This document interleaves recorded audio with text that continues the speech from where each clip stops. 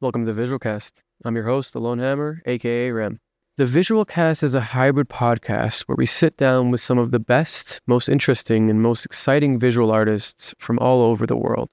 We chat about everything, and the guests do a set where we dive into their computer and get an up-and-close look at how they make art, how they perform art, or really anything that they want to share with us. Episode 10 is here, and we are joined by the amazing Shelby Harding, VJ Kobra. Shelby is a massive up-and-coming VJ. She did over 250 live streams during the pandemic and now plays massive festivals and is the resident VJ for Schlump. Besides for getting to know Shelby, we get into some really important aspects of the challenges of being a VJ, and especially a woman VJ. We talk about growing up on the farm, getting into the party scene, teaching herself how to make visuals, visual experimentation, front of house being heaven, live streaming during the pandemic, VJ education and Shelby's impressive TikTok channel, and getting out of your own way to manifest your reality. For our set, we dive into Kobra's process within Resolume, from an empty project to some killer generative looks, and the awesome, old school, psychedelic aesthetic that Shelby masterfully creates. Don't forget to like and subscribe. Please share with anybody you think will enjoy this conversation and showcase. And without any further ado, here's the visual cast. The world is like a ride at an amusement park, and it's fun for a while. Some people have been on the ride for a long time, and they begin to question, is this real or is this just a ride? And other people have remembered, and they come back to us and they say, hey, don't worry, don't be afraid, ever, because this is just a ride.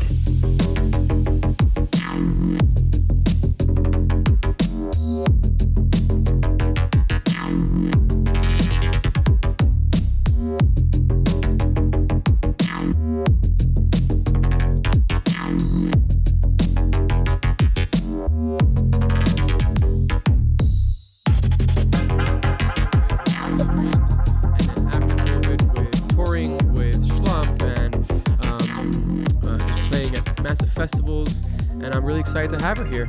Welcome to the podcast, Shelby. Thank you so much for having me. Of course. It's always exciting to have guests that I haven't met in person but heard so much about. So I'm really excited to jump into it. Hey. So, first question. We'll jump right into it. Let's do it. Kobra, I'm super excited to have you on. I'm really impressed and inspired by your story and journey, and I've been following it closely since the streaming days of COVID, seeing your name pop up everywhere.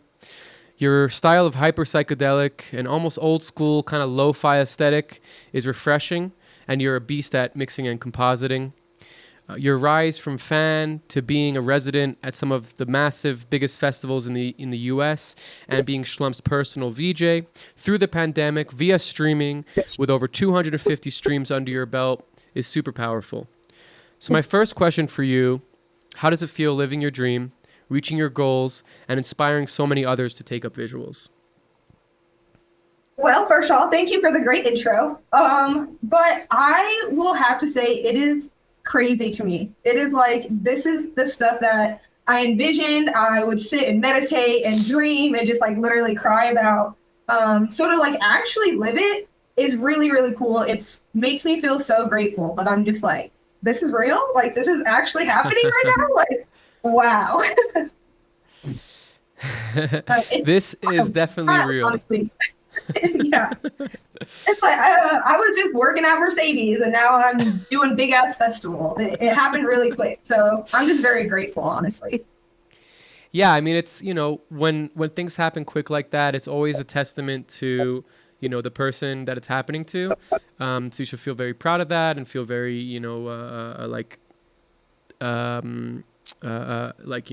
picked up by it, put on a pedestal by it. It doesn't happen fast for everybody. Yeah, definitely not. No, it's a very tough industry, and we're going to talk about that as well.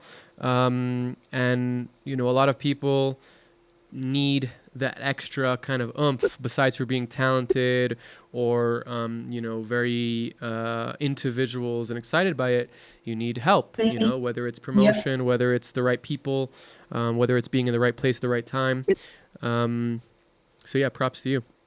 Thank you. So you grew up in South Dakota. Is that correct? Yeah. Yep.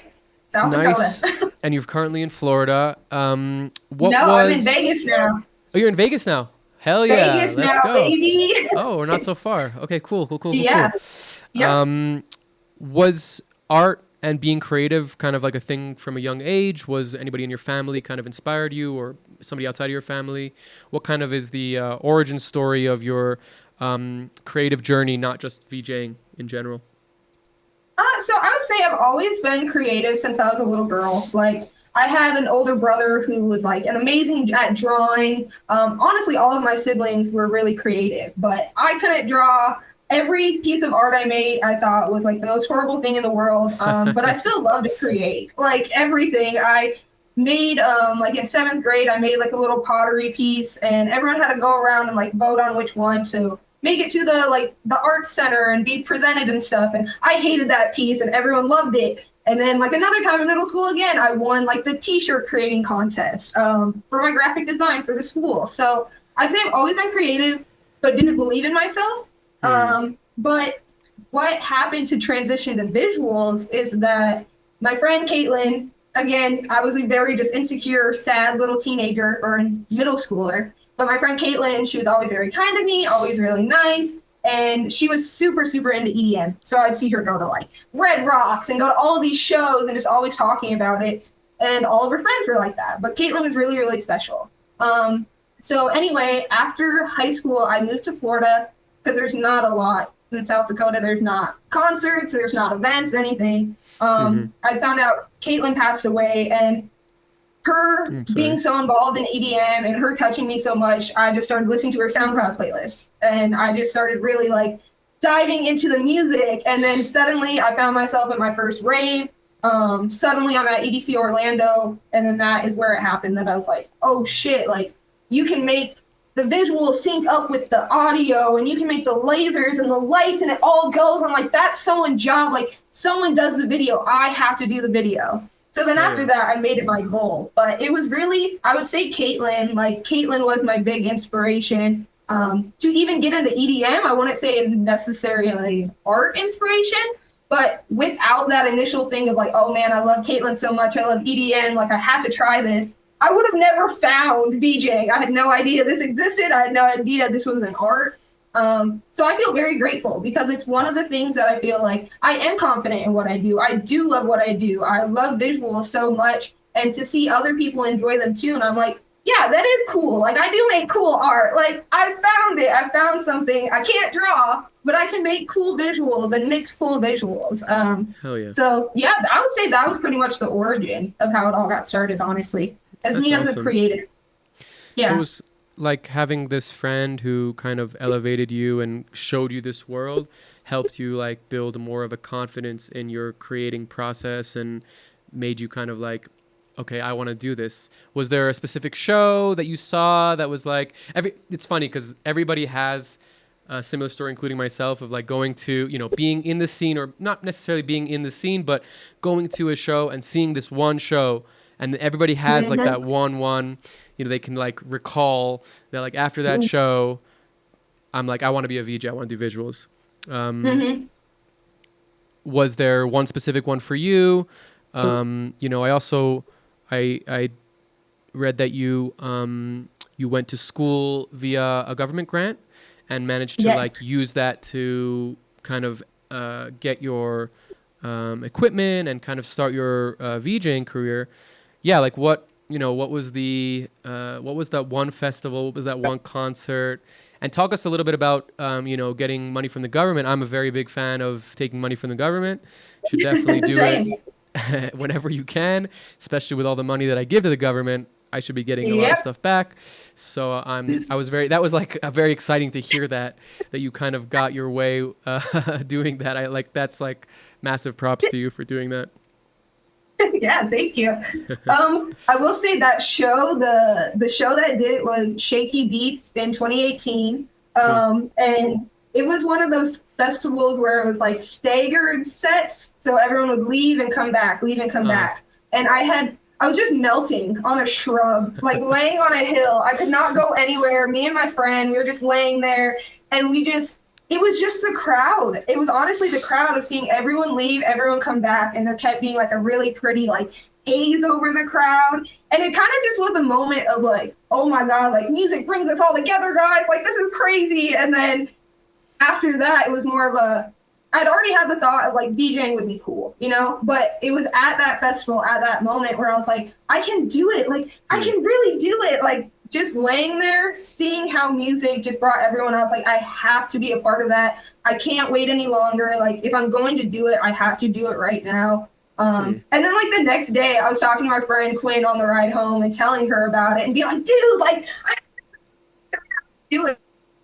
And she was just like, do it. Like, you need to do it. Gave me all the reasons why. And I was like, all right, bet. So then it was just like researching and being like, what the fuck? How do I do it? What do I need to do this? That's how I found Resolume. And then like how much I need for a laptop. And it very quickly became like, I'm working full time. I don't have any extra money after. So what can I do? What can I do? And I moved to Florida to just go to college anyway and get in-state tuition and do it the cheap way.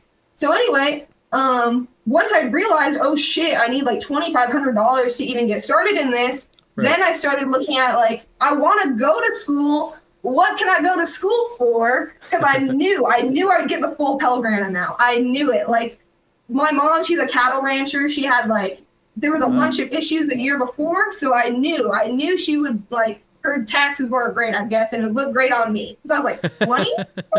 So I know I'm going to look good. So anyway, I applied for my cybersecurity classes. And then once I got like the FAFSA notification that I got my full Pell Grant, and then I got like a state grant as well. So that pushed me over. Pell that Grant, got me, you said it's called Pell Grant? Yeah, Pell Grant. Yeah, it was just free. Yeah, totally free Pell Grant. It was like, amazing. I want to say like $6,500, something like That's that. awesome. Yeah, it's like pays for your whole classes, tuition, pays for like your whole, like all the hardware you need, everything. That's awesome. Well, and I went through a community college. So since I was already like working full time, paying all of my own bills anyway, it was just like the Pell Grant was literally just to pay for classes and books and whatever else I needed. Cybersecurity, you needed a really nice laptop for though. Oh, that yeah, was one for of the sure. things.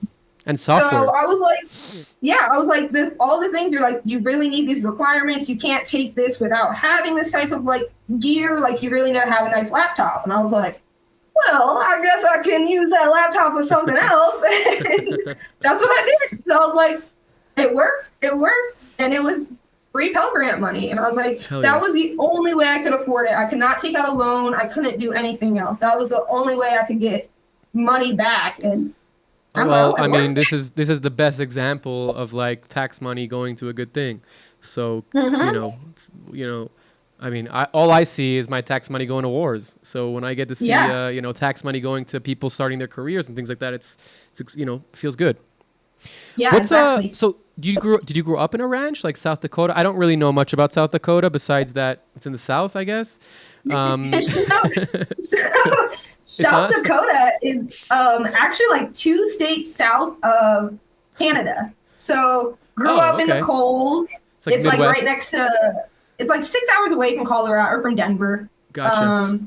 But my mom, she grew up, it's super cold. It's like, it's really, really, really, really cold. It has Rapid City where I was born. It is the most unpredictable weather. That is like our title. That is like what we get known for. We'll get like April blizzards. Oh my gosh. It's so cold there. But it's all just like, I grew up in the Black Hills. So like Mount Rushmore, Crazy Horse, that type of stuff. But my mom, she grew up East River, and that's just like a lot of cattle, a lot of ranching, a lot of farming stuff. It's like, it's a flyover state. There's not much going on over there. But she grew up on the ranch. Did you grow up on a ranch, on a farm? So no, my grandparents kept the ranch. My mom left once she like graduated high school. She grew up on the ranch. Then she moved, had her kids, did her whole thing. But we stayed in South Dakota. So we would go to the ranch literally every single weekend. She still would have cattle all throughout, cattle, llamas, horses, whatever. So every single weekend we were going to the ranch and then coming back home and living in the city and going to school in the city. So it's kind of weird. No, it's a great, nice way to see both worlds. You know, I think a lot of people grow up in the city and they're only a connection to nature or rural, not only, but a lot of their connection to natural and rural things are later on in life, you know, kind of experiencing it. I think when you experience it as a kid, you grow up in a little bit more of a rural environment, or you have this relationship to some sort of rural environment. It, you know, it feeds your brain in a very specific way. So yeah, clearly, I tell people every day that, you know, not every day, but like I tell them my mom's work ethic and being on a cattle ranch and, you know, putting in fence and just working from, you know, right in the morning till the sun goes down, that instilled such a work ethic in me that I feel like it has come out in my work all throughout my life. And at the end of the day, I feel really grateful because I go and I visit my mom and I see her still working on that cattle ranch, breaking her back. And I'm like, I can't do it. I don't know how you guys do it. I'm grateful to be my little VJ in front of house. I'm good. what does your mom think about your career and like what you do? She's super, super proud of me. She wanted me to get out of South Dakota as soon as I could. So she's so supportive, so proud. I don't think she fully understands what I do, of course, but she's very, very supportive. I know. I got to get her off the ranch. She never wants to leave. That's like a 365 a day job. So yeah, for sure, huh? Like ranching is like really like all the time there. Maybe you do a party at the ranch. I know. I've been thinking about that. I want to do it. I want to. bring some visuals to South Dakota. You know, I'm sure everybody's really excited I just need some big projectors. Yeah. That's awesome. Super nice to like hear your fresh story. And it also kind of brings me to my next question of kind of getting into the VJ sphere. You know, being a fan is one thing. You can always obviously reach out to festivals. A lot of them have applications. But I also read that you had a lot of trouble booking gigs before the pandemic, and we're going to talk about the pandemic and kind of where you kind of are now. But yeah, what was kind of the trouble of booking gigs? You know, what was kind of the entry level for you? You know, was there you know, like gatekeeping, or was it something to do with, you know, you being a woman? I'm always interested in this. You know, I feel I've had this conversation with a lot of people because there's obviously less women in our industry, in the visuals. I don't think that there isn't any. Obviously, there's a lot. And going back to what I was saying about being first inspired by a show, the first inspiration that I had was Delta Process, and they're a couple. So, you know, my first introduction to VJs was a woman. Yeah. And I think that there's a lot of thing of like, I don't know if you're familiar with the Google Docs. This is like in maybe 2017 or 16. There was like this whole thing in Google where a guy did some research and he turned out that the disparity of employees in Google is nothing to do with sexism, but more that women are less inclined to be interested in these things. So I'm super interested to hear like your opinion about it and your experience about it. Obviously, I'm not a woman, so I don't, you know, I only can see what I hear and what I read. Yeah. Well, first, I guess I'll start with the problems getting bookings. Is I feel like every VJ that kind of starts with it is like, where do you start? Who do you talk to? What do you do? Like, what? I remember I was just so eager and excited and just like, obviously did not know how anything worked. So I just started messaging people, and I got a hold of John Bainter in Orlando, and saw he was a VJ. I was like, hey, I'm a VJ. Like, I would love to shadow you. I'd love to do this, blah, blah, blah, blah. And he was my introduction into getting gigs, but he was like, look, Orlando scene's not the best. Nobody wants to pay anything. At the time, people were making like $150 for a show. And yeah, it was like nothing. And that was if you got paid, you know? So it was just hard to get any bookings at all. And then, you know, the resident club or the clubs already have the resident people that they work with. I lived 2 hours away in Jacksonville. So like any gigs that I got, I had to drive to get to. And it was just like a lot of like, if you're not really in the scene, like going to shows all the time, showing your face there, like people really didn't know who I was. You know what I mean? Right. And then the people who did, they kind of just wrote me off like, okay, like, oh, you're a girl who wants to do visuals. Like, cool, get in line. Like, everyone thinks this shit's cool. And I'm like, no, like, I have the gear, I have the software, like I'm learning everything, like I'm really into this. And it's just people wouldn't want to take me seriously. Honestly, the only people I could connect with were other women. The other women, like Kelly Finn, my friend Dabsy Daisy, they were some of the first people I talked to, and actually like gave me encouragement and like told me to keep going. But it was hard. It was like, where do I get bookings? Who do I talk to? What do I do? Because the people I'm reaching out to, I'm not getting anything. So you feel like they just hard. weren't taking you seriously, like that you're serious about being a VJ, like you felt like it wasn't like you're not, like, okay, I'm a beginner, I just want to come and be part of this, and people still weren't giving you the opportunity.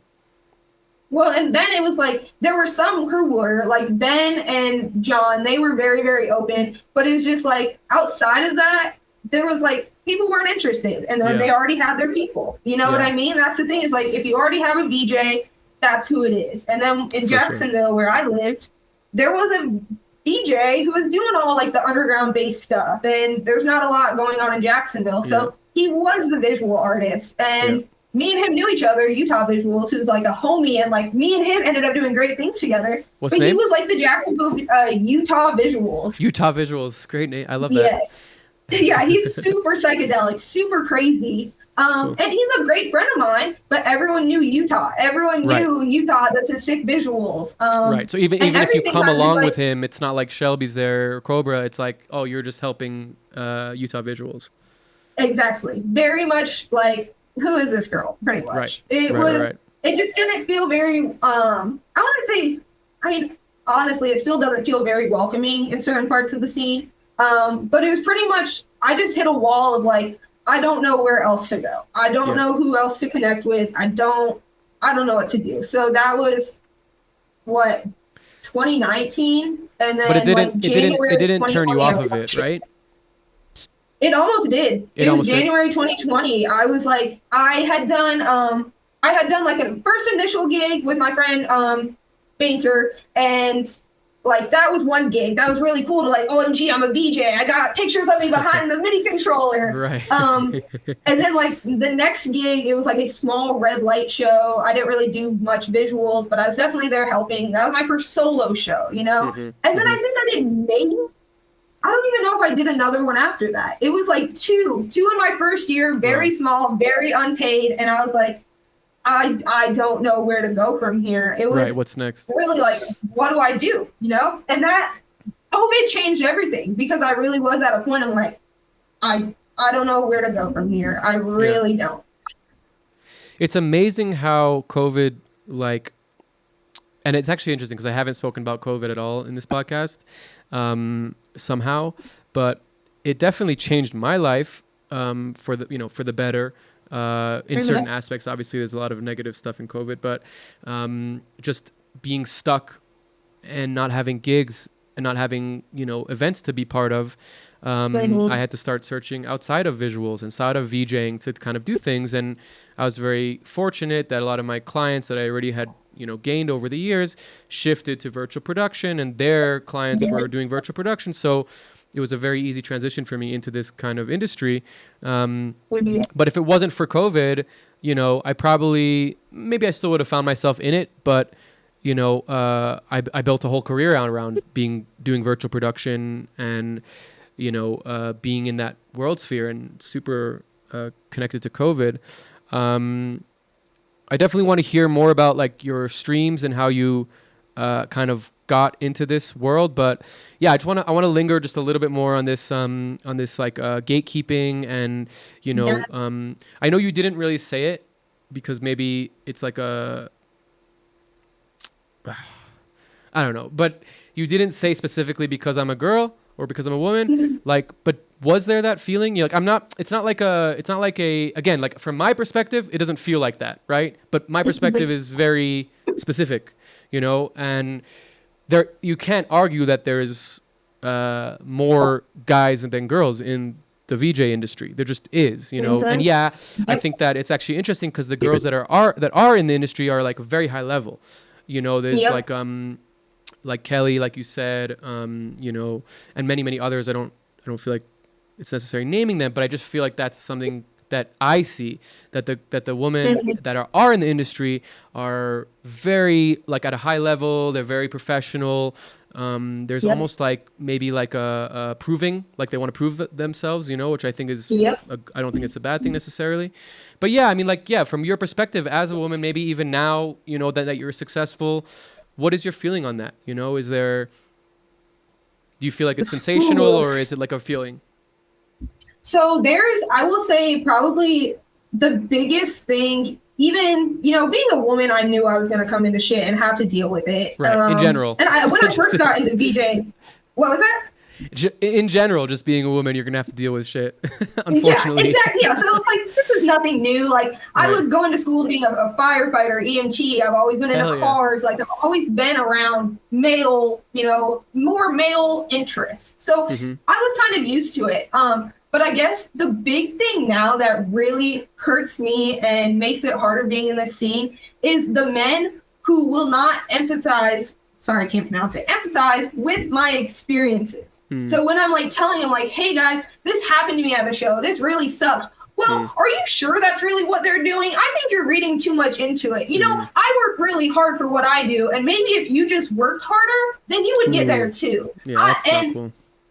And the thing is, this has come, sorry if I get emotional about it, but it's literally, it has been men that I've looked up to. And to see them, like, I will get group chats sent to me of what these men are saying in public visual artist group chats.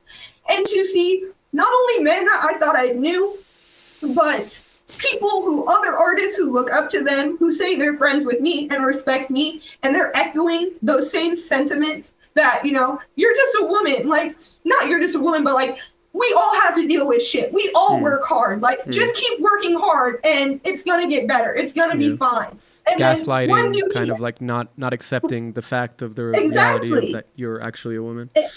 They're literally denying it. And then they'll go off and they'll list all of the high-ranking women, like you said, and be like, look, there are women in the industry. There are women doing this. Look at them. Look at how successful they are. And I was like, I know these women, and if they knew you were using their name in this way, they would not want anything to do with you. Sure. They would not want you.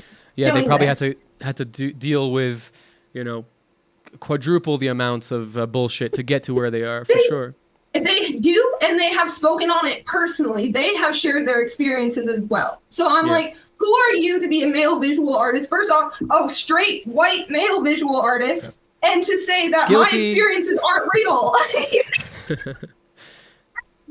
It's your fault you're born a straight white man, you know what I mean? But it's like, you cannot just write off other people's experiences because you haven't experienced that. And that's the thing that I'm consistently running into. And it's just like, even trying to like, you'll know as a woman, you can see certain people are shady and how they're acting, and they have very misogynistic viewpoints and just especially in the electronic music scene. I mean, we could sit here for hours talking about all the shitty people in that scene. You know, it's not even a secret.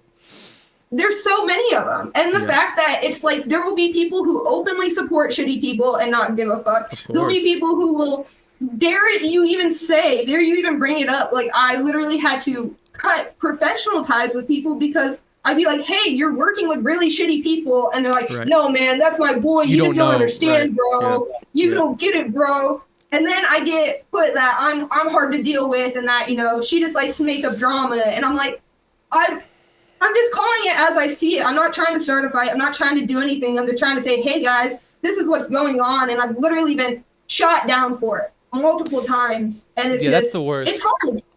It's hard, the worst, dude. It's like, of course. It's okay to have your opinion, right? Like, I can have my opinion about how I view the things, but to hear yours and then say, oh, no, you're wrong, that's like the worst, really. That's like... Exactly. I hate that. To me, that's like the same equivalent of like somebody who isn't a white male, let's say, saying like, oh, I can't do this and I can't do this because of what I am, but really they're not like actually doing anything, and they're just like complaining about that. Like, I feel like that's the same equivalent of like, oh, I want to hear what you have to say, and then when you say it, being like, nah, that's bullshit, you know? Yeah, that's not. Yeah. I hate that. And And, I have a lot of respect for you, and, sorry to get you emotional at the beginning. It wasn't my plan, No, but it's fine. I think that it shows really kind of the struggle and the experience that you have to go through to now be a professional in this industry.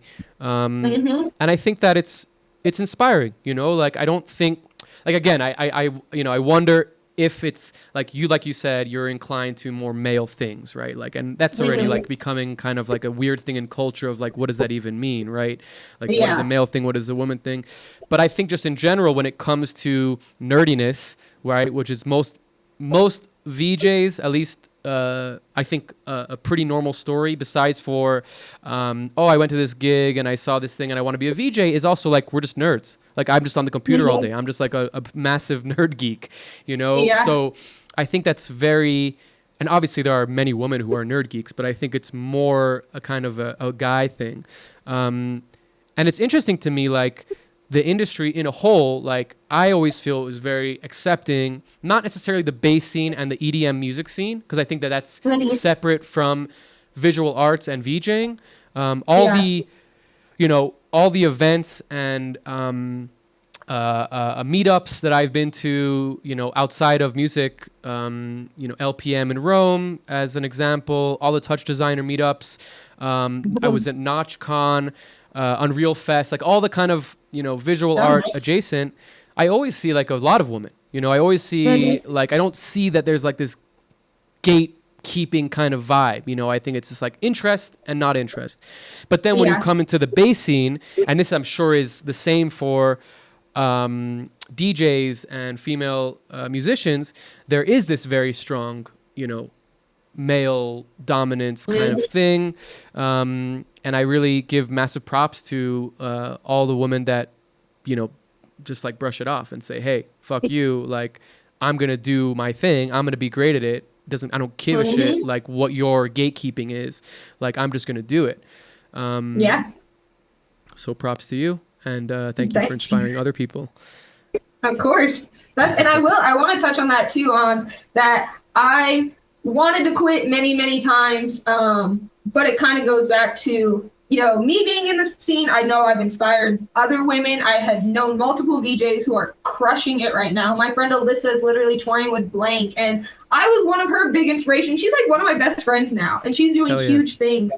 But basically what I want to say is like, we need more women in this industry, but it's on, like, you have to make it a comfortable space to be. You have to. That is why I wanted to leave. That's why you see women at the higher levels, because we have to prove ourselves. We have to, really show up every single time. So we advance. We do cooler shit. But there is a lot of women who never make it and who get discouraged by how they're treated. They're just brushed off at the smaller shows. And honestly, they're never given the chance to prove themselves and to do bigger shows. So you have all of these women who have all of these experiences, and it's sad that so many of them don't get to stay in the scene because they don't feel welcome. They don't feel included. And honestly, me at times, I don't feel safe. So it's like, I'm grateful though that I'm like, okay, I've made some type of success for myself where people will kind of listen to me and what I'm saying and be like, okay, exactly. So I'm like, I'm gotta stick it through and show my ladies like, hey, you can do this. It's not gonna be hard. Sometimes you'll cry while talking about it, but like, hey, you're still doing cool shit and you're still inspiring. Look, crying's okay. Crying's it's good. Human. Very good thing to do. I totally resonate with what you're saying, and like, it's hard to have an opinion about it as a white male. It's the same thing of having an opinion about race and things like that. It's like, why? My experience is so specific, but I feel like it's important to emphasize that visual arts in general are not sexist. And I feel like the quote unquote sexism that we are talking about and feel generate or come from, and maybe even spill over into visual arts, but they are generated and come from the music industry. And I would say yes and no to that. Okay, please. Because I have been in multiple visual art groups that they're not VJ focused. They definitely have some, people who work in the music industry, but these are people who are doing coding, like all types of shit. They might not Right. even work in music anymore at all. And I'm still getting the same type of attitudes. I'm still getting the same type of like, Okay. I'll type in the group chat and try to help and contribute, and I'm ignored over Right. and over and over again. And this is not just in the music scene. I've faced this from other visual artists, and it's not as bad, I would say, but it's like, it's still apparent. It's still apparent even outside of music. I guess I have to remember that. No, please. What? I have to remember that, chauvinism Yeah. and, quote unquote, looking at women as less than is a common theme everywhere, not just, in this thing. And like, obviously, it definitely it's everywhere. It's everywhere. I have honestly gone more towards going with my girl VJs because I love VJing more than content creation. And I feel like I just have to lean into my women visual artists and my women DJs and my women production team, because that's where I feel the most loved and safe and supported. But even visual artists who don't even necessarily work in music, I will still get just such an, I don't know if it's a jealousy thing, if it's an attitude thing, or if it's just like, who the fuck does this girl think she is? I honestly don't know what it is. Because it's benefit of the doubt, they're not chauvinistic people. They're just, like you said, jealous, like a very normal human interaction. They're just like, they see you, you're killing it, you're doing all this awesome stuff, you're inspiring other people regardless of sex, and then you're saying, that's just a classic thing that I think everybody struggles with, of like people being jealous or being scared or what's the word, threatened. They're threatened by your talents. And also, one more thing that you said before about how women crush it and bring something interesting and unique. That's like something that I see again and again, without a doubt. It's like the themes and approach is different. And I think that's super important. Yes. It's super important for anybody, regardless of level, status, sex, whatever they are, to see different things from different perspectives is super important in art in general. Like that's like a really important aspect of being creative, is seeing and experiencing different things that you're not familiar with, from different experiences. 100%. So that's again, thank you. Sorry. Please. No, please. You hit on a great point, because it's like our community is robbing ourselves if we're just having the same type of people make the same type of art. So it's like, totally. I want to see what my Black women are creating. What are my, like everyone. I want to see what everyone's creating. I'm tired of seeing the same approach, or like not the same thing over and over, but you can tell, like there's a certain style, there's a certain vibe that men bring to their work. And I'm like, I want something different. Like, come on, we want the diversity. We can work together. Like, let's take all your super great skills in this and Notch, or I know you hate Notch, but like in touch design, and then let's combine it with my film and more glitchy stuff. But let's come together and make more diverse shit, because I've even heard from other people like, can we get something different? But I will say, for a while, me being a girl and having a different style, a different aesthetic, a different approach, I got intimidated, being like, my art doesn't look like the guys. Nobody's gonna like my art because it's not like theirs. And it took me a while to be like, no, that's a superpower. That's a good thing. Yeah, that's a good thing. Yeah, like, being unique and having that style is a good thing. What was that last time? Sorry? I said, just be different, bro. Embrace it. People want it. People love seeing the new stuff. Yeah, definitely. It's inclusion and diversification, not for political agendas or for identity politics or for saying I'm good, I'm woke. It's literally because it makes art better. Like it makes the thing that we all are part of better.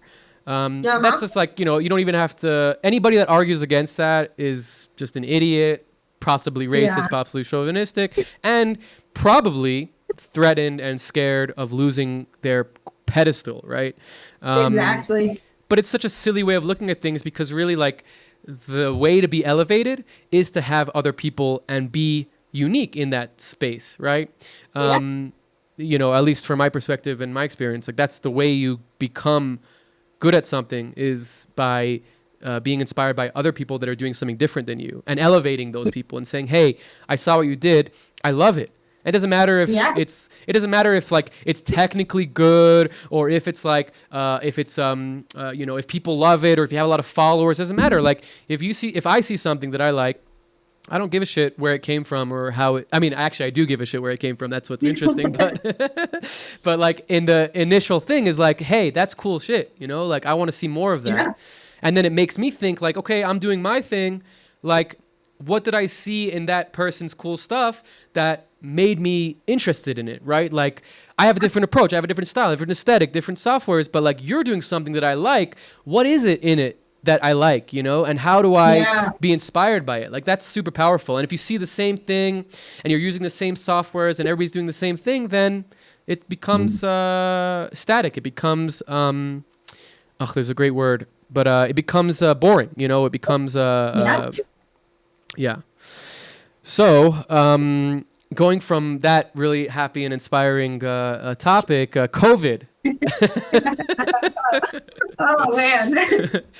COVID, you kickstarted your career. As we saw, it was hard for you to kind of get into it. And then all of a sudden you have live streams that were kind of taken over the music industry at all different levels, which I found really interesting, like from the underground to, Glastonbury Festival. Like I did visuals for Glastonbury Festival, which I would never, ever get booked on that festival. But it's like now they need to fill in 50 slots. So sure. Yeah. And yeah, there wasn't a lot of money in it, but it was also like a different type of experience. You'd have to travel, I think that it kind of evened out to some degree. Yeah, what was kind of your experience? You did 250 streams, which is like, I'm not just trying to like tote your boat, but that's like really impressive. Like I don't even know if I've done 200. I probably have done 200 events by this point, but like it's like a decade's worth of events. And maybe even not. I don't know. I'd have to go look at it. But like to do so many, you must have learned so fast. What was kind of like your experience with that? How did you get into it? What was your first streams? What was your last stream? Give us a taste.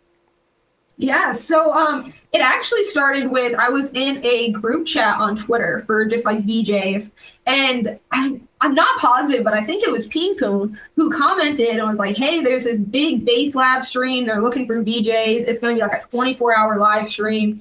Shout out Peen Poon, like, Robert Blake, awesome artist, good friend. Yes, hope to have him on soon. And so I was like, you know what? I'm like, fuck it. I was like, I haven't VJ'd in a while, but fuck it. Why not? So I signed up and then literally like forgot about it. And then one day I got tagged in an Instagram announcement and I saw my name on a fucking flyer. And I was like, DJ Kobra. I was like, I guess this is happening. And at the time, I didn't even know how to VJ. Like, I was like, kind of messing around in like Resolume and like making generative content, but like I did not know how to VJ.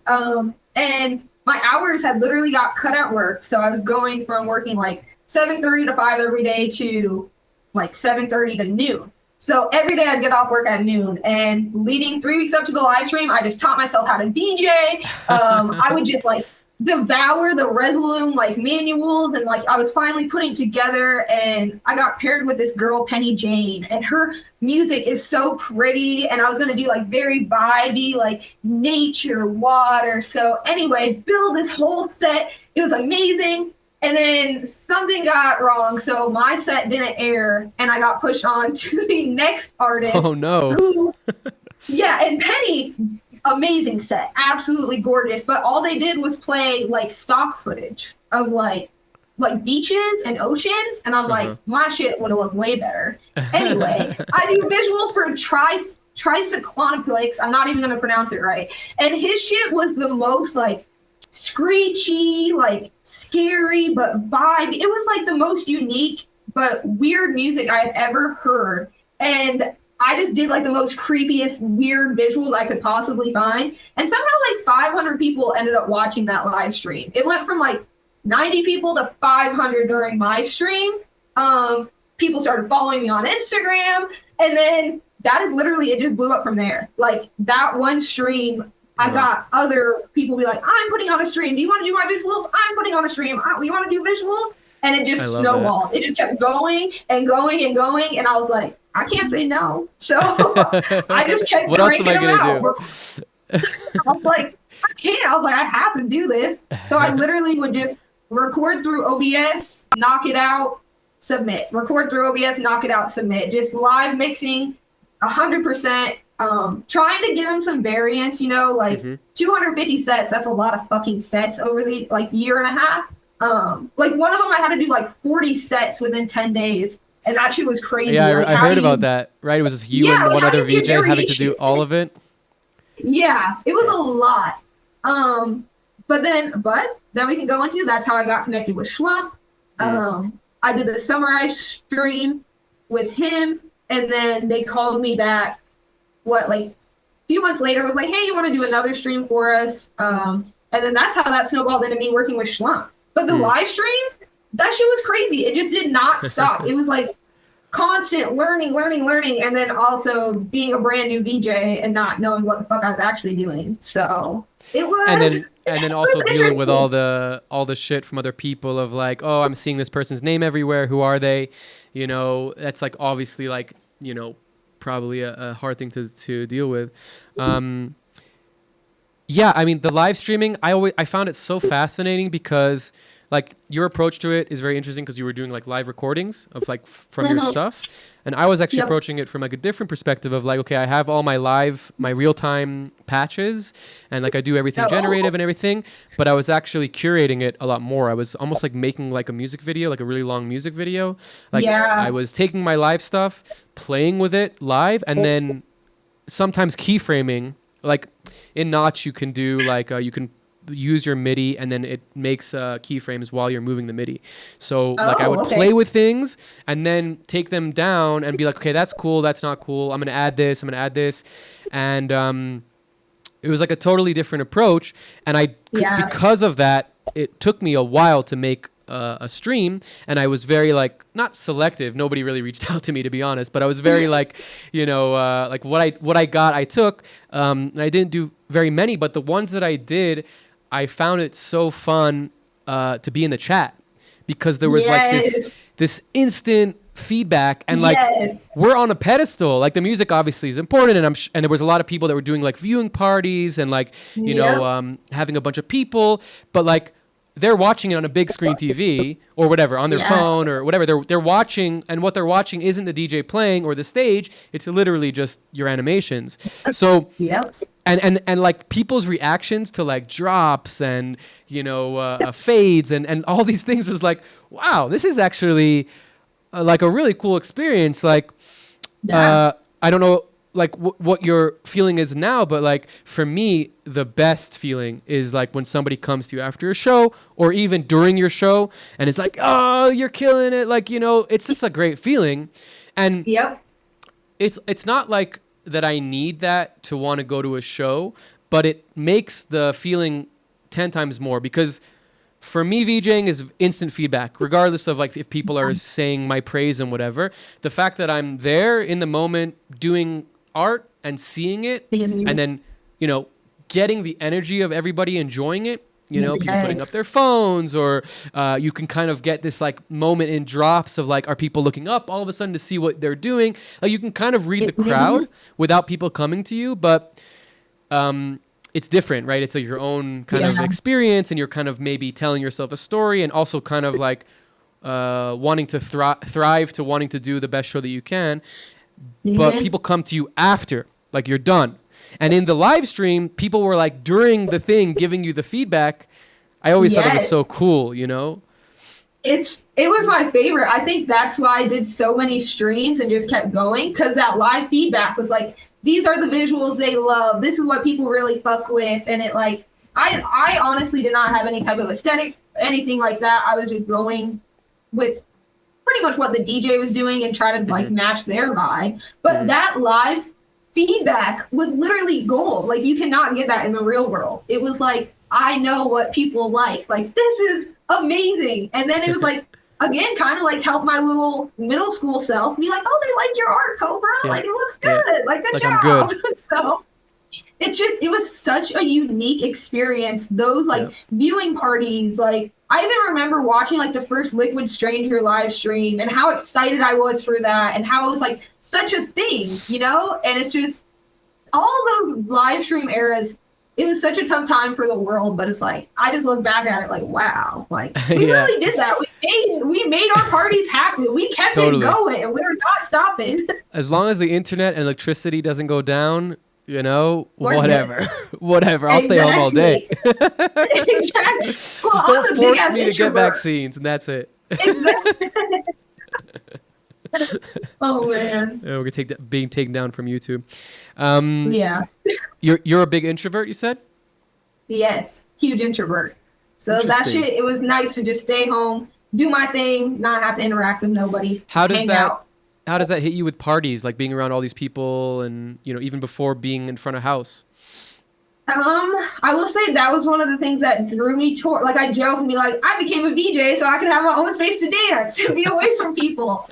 I will say it's one of those things where it's like, I get very overwhelmed in normal everyday situations, but being at like festivals and stuff, I feel like if I'm with the right crowd, it doesn't bother me, you know? Right. But I will say the hard part's been like touring and just like the after parties and like the green room and just like, I'm just trying to sit in the green room and be ready and just like, yeah, and trying to socialize with people who I don't know anything about. They don't know me. And I'm just kind of like, hey, like a lot of small talk that I don't know how to do. And then add in being the only woman on the team too. Like a lot of people would just assume I was like I was a girlfriend or something. So they wouldn't talk to me. Like, so I struggle a lot in the social situations in the green rooms and the after parties. And I'm like, I'm just going back to my hotel room, guys. I'm done. I love that. So awkward.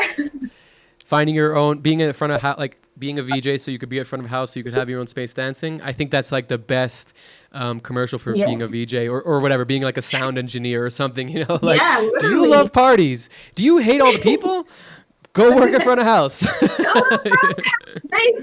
That's even like working Dance Festopia. I only did like the late night stages. So I was hanging out at front of house all during the main stage sets. And I'm like, this is it. This is why I became a VJ. I'm having the best view, like best sound, no one around me. This is amazing. Better than the VIP section, you know? You got the best seats in the house for sure. Literally.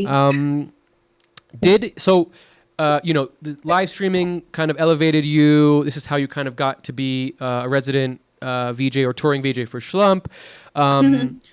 You also kind of are somewhat of an online sensation, you know, with social media. I mean that honestly, like, you have a lot of followers of social media. You're kind of like on all the social medias. Your TikTok is like amazing. You have so much amazing knowledge there and information. Like I urge people to go check out your TikToks and see kind of like the amount of information that you're providing people. And also, like, I'm just going to show this on your website. You have a whole page of things you need to get started as a VJ. And this is like, it's not written out as like a course. It's not written out as like a, tutorial. It's like totally friendly advice with like actual good information. So that's like, really unique. I think that, for me, I was always interested in education. I always thought that it's really the only way to get people interested in VJing is by mentoring other people. Like I had a mentor that elevated my career, and I, during COVID, mentored other people to elevate their career. And, obviously the benefits of people succeeding and having you as their influence is like immensely powerful. What kind of got you into like wanting to do this TikTok and being involved in this kind of world of inspiration and education? I will say it largely came from me needing these resources when I got started and not having them. So I was just like, I have so many people messaging me all the time too. Like, how do I get started? What do I need to do? What would you tell me? And I'm like, guys, there's a page on my website. And these are literally the things, like when I wrote my list on like how I need to become a VJ, these are the things I put on it. So I just kind of like try to be a big sister for baby DJ me and just try to think of her.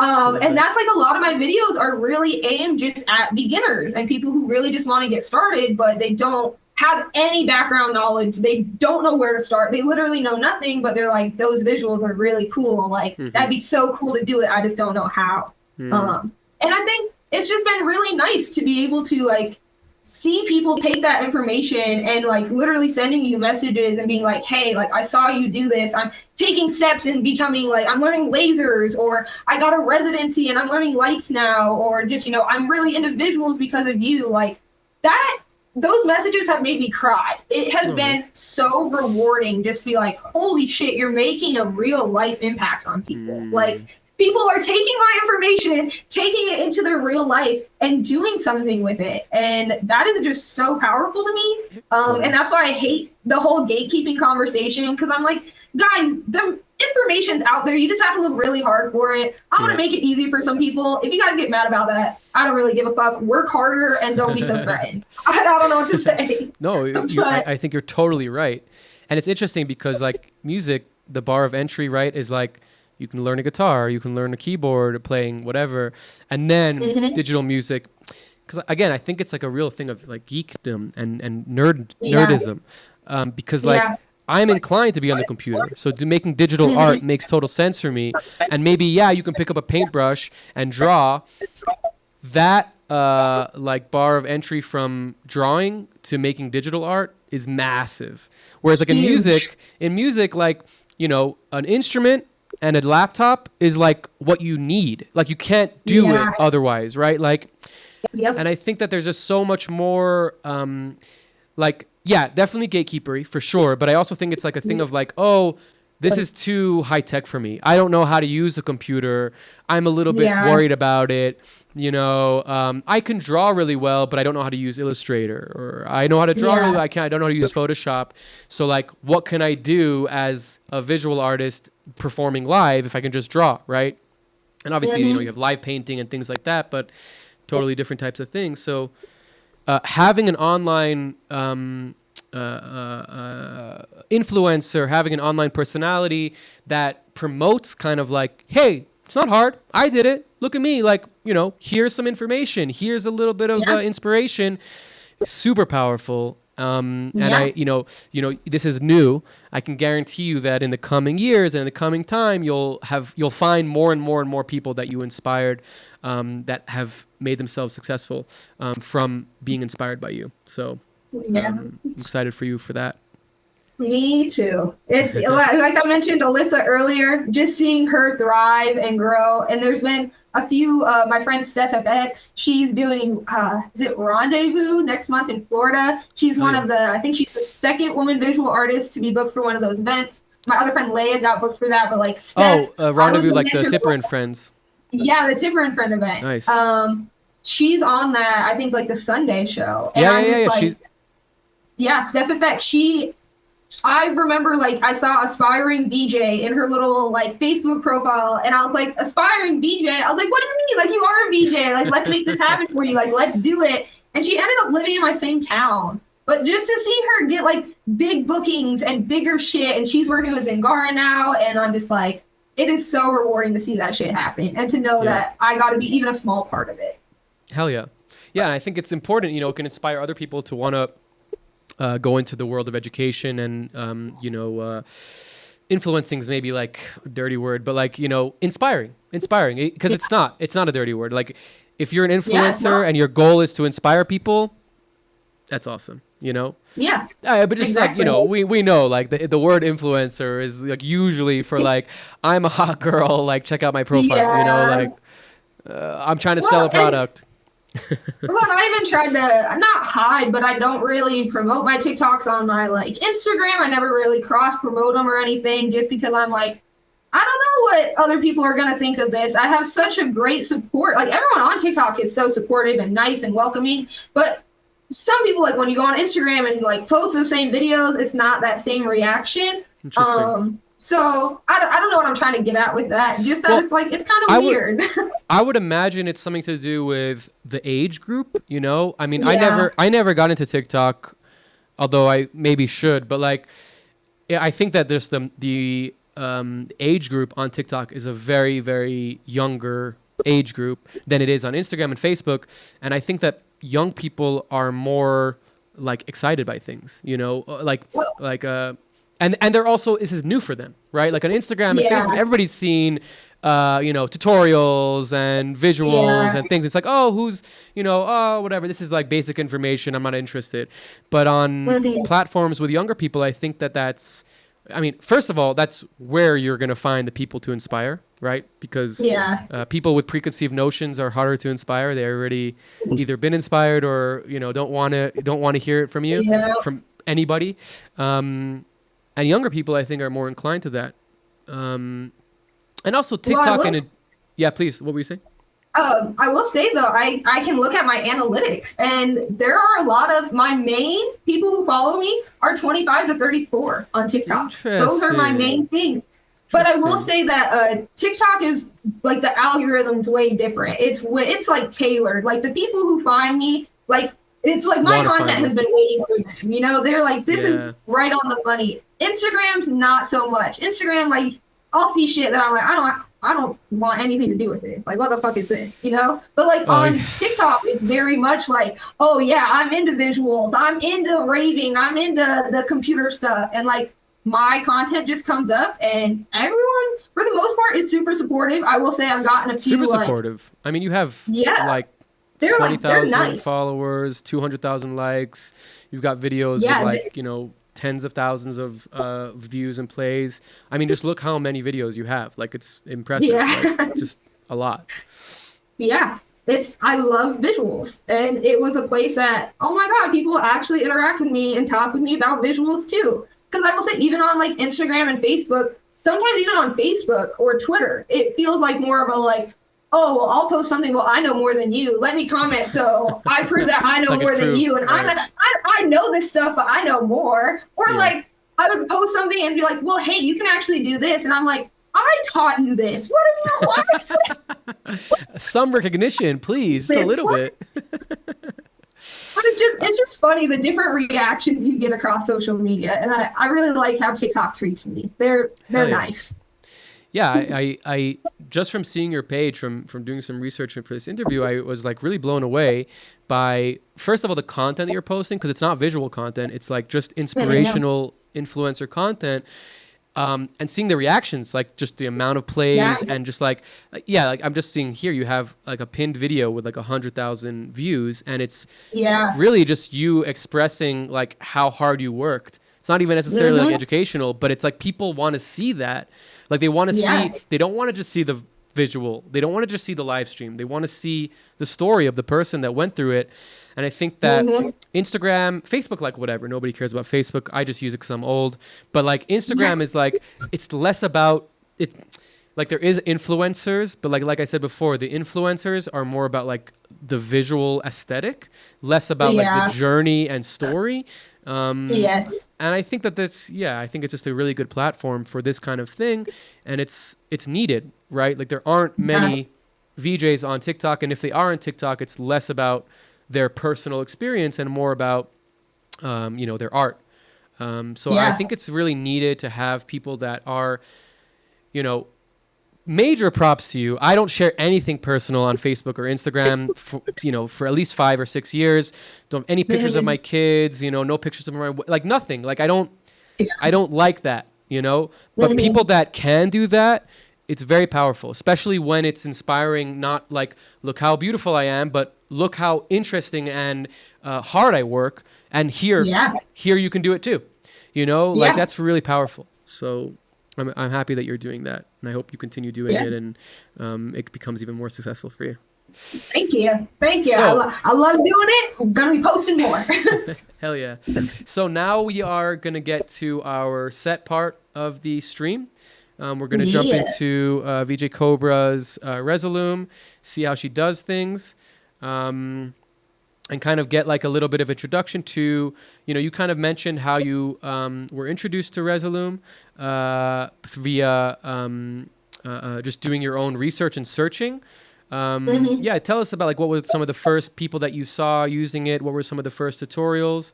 And let's jump into yours. Yeah, so let me try. God, I gotta think way back now. So Okay.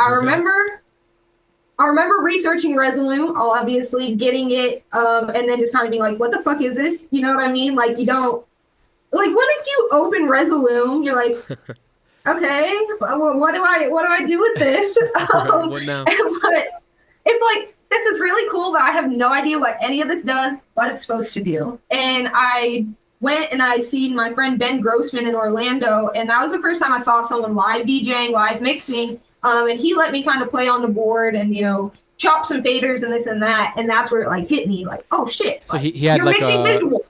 he had like a built like deck already and kind of like had all the things mapped out. Yeah, he was it was literally at like a little underground bass show, and he Oh, had cool. got called in to do the visuals, and I was just kind of shadowing. And yeah, he literally was like, look, he had all his content laid out, his show ready, everything ready to go, and pretty much just threw me on to hit some buttons, chop some faders, the basic That's all shit you when you don't need. know. That's all you need to like see how the Yeah, program works, right? Because it's like you open up exactly. Resolume, it's empty. You're like, okay, now what? And then to see a Yep, finished a file or a finished project, you work backwards, right? And just be like, okay, well, yep, that's that I need to know how to do. exactly. So that was when it kind of hit me. Oh, this is VJing. This makes sense. This is like, okay, I fucking get it now. And then I think it was watching STV in Motion Oh was yeah, one of the Steve, ones. good friend, Yes, super yes, dude, one of the best. yes. All of I those wish I wish videos. he would come on the podcast. I've asked him a few Bruh, times. I don't want to like put him on the spot too much, but he doesn't want come to do it. on, Steve. Come He's on, a Steve. legend. Come Legend. on, Legend. Everybody wants to hear his shit. Like he's a bro. legend. He was one of the really the first people. It's I probably remember gonna like push making a him little further away from doll. wanting to do it. Yeah, he's like, fuck you guys, never mind. No, his videos still great though. I still watch Totally. him. Yeah. But then just like the Resolute manuals and shit, just like really digging into that and then just pulling in my own content. Honestly, a lot of what we're gonna do today, my whole process, experimentation, just having fun, trying new shit. I don't ever go in with a plan. I just got like sometimes I do depending on what I really have to make, but like if I'm just mixing and just doing a fun set, I just go very experimental. I pull in, sources, start adding different effects to them, start changing the parameters, animating parameters, just shit like that. Just like take basically what it was using Resolume before I knew how to use Resolume is what it is. Because like Best I didn't way know how to BJ. best way to learn is just by Yeah, experimenting and playing. exactly. And that's what the live stream sets were. Just a lot of experimenting, playing. That's really how I became comfortable with Resolume. All the other programs kind of intimidate me. Touch Designer, I've tried. I can't get into it. Notch We'll also have to do a intimidating. private session and get you more into touch. Because I mean, we're gonna jump in now, but your aesthetic of generative, kind of like very psychedelic, very I say old school, but I just mean like aesthetically, like it's kind of this like like pop art almost, but like psychedelic, Yeah, very yeah, colorful, very like flashy, but not like stroby. I feel yes, like yeah, you would love Touch Designer because it's like it's literally made for that. Like you could do yeah, anything in it, but like the core base of just like a noise and a feedback, like you'll love it. So we just got to get you yes, like into like the flow of like how does this work. You have to see yeah, somebody's finished project and work yourself back from there. yes. We're gonna do that. We're gonna figure it out. Exactly. I'm so down because I tried it, I've opened it, and I'm just like brain melt. Oh I yeah, don't get it. it's super I different so than Resolume and every other kind of software. Which is the entry becomes more difficult for sure. yeah. All right, let's And jump that's in I mean here. Sorry, you know let's what? do it. Please, I please, was what? gonna say I've tried Resolume Wire. I finally have that. That's like a You've been playing with it? little that's node based. So I'm Yeah. trying. I made one effect in Resolume Wire. So I'm Hell getting yeah. started. Hell yeah. But I'm just not there yet. this time next year, VJ Kobra is gonna be a touch designer girl. We're gonna get her in it. Yes. Just watch. All Alrighty. right. And here we go. Okay, I think we're starting super basic. This is totally blank composition. Let's see here. I'm trying. Okay, these metaballs. Oh, What I one think thing, we're gonna. one thing, Shelby, can you just click on that little hide button so we don't see that Oh, this pop guy up? right here. Yeah, thank you. Okay. All right. So I think I just want to make some trippy visuals to start with, and then we'll try to add some more together. And then I might add some, like, I really like working with stock footage too. So I might bring some stock footage, edit that shit. But we'll just have some fun. What do you use Resolute? Like outside of, or you just use it for VJ only? So I use Resolume if I have to. Yeah. So like a lot of times I'll need like a mixing place to like mix between my real-time scenes. So I'll like, you know, I have a bunch of visuals over the years I've collected, and some of my own. I try to do like 90% of my own stuff if I'm doing loops. So I'll like be in a real-time scene, go over to Resolume, mix a little bit, and then change my real-time scene, and then go back to real-time. But as time goes on, I have to do that less and less because I just have more and more real-time stuff and my workflows are better. But a lot of times still the mapping file that you get from a venue or from a, you know, from a line, from whoever's doing the thing, curating, will be a Resolume file. So I'll have to kind of output through Resolume, but no shade on Resolume. First program that I used, love it. Still think it's a great system. I just hate using it because of like where my brain is. You know, and the truth is that I must say, like, doing this podcast, I've been seeing other people's like Resolume setups, and I'm actually more inspired now than ever to like use it and get more back into it. Resolume is powerful as fuck. It's just you gotta really dive into it. That's crazy though. It's just wild how many people like Resolume really is like the industry standard and the basic, but it's like it's just the starting point. You know what I mean? Like it's a video mixer. You know, it's a video mixer with very straightforward and simple mapping tools, and those are the things you need to get into VJing. And even when you're into VJing and you're on a professional level, you still need to mix content. Like you just need to mix content. You need to have mapping. So it's like, does Resolume do it? Can it do it? Yeah. Why not? Yep. Exactly. But I love That's this like I'm doing my first, or one of my first Resolume corporate gigs next month. And I'm excited to do that and just be like, all right, use it for something outside of music. Cause hell yeah. I paid the money for it. Might as well get the license out of it, right? Yeah, sure.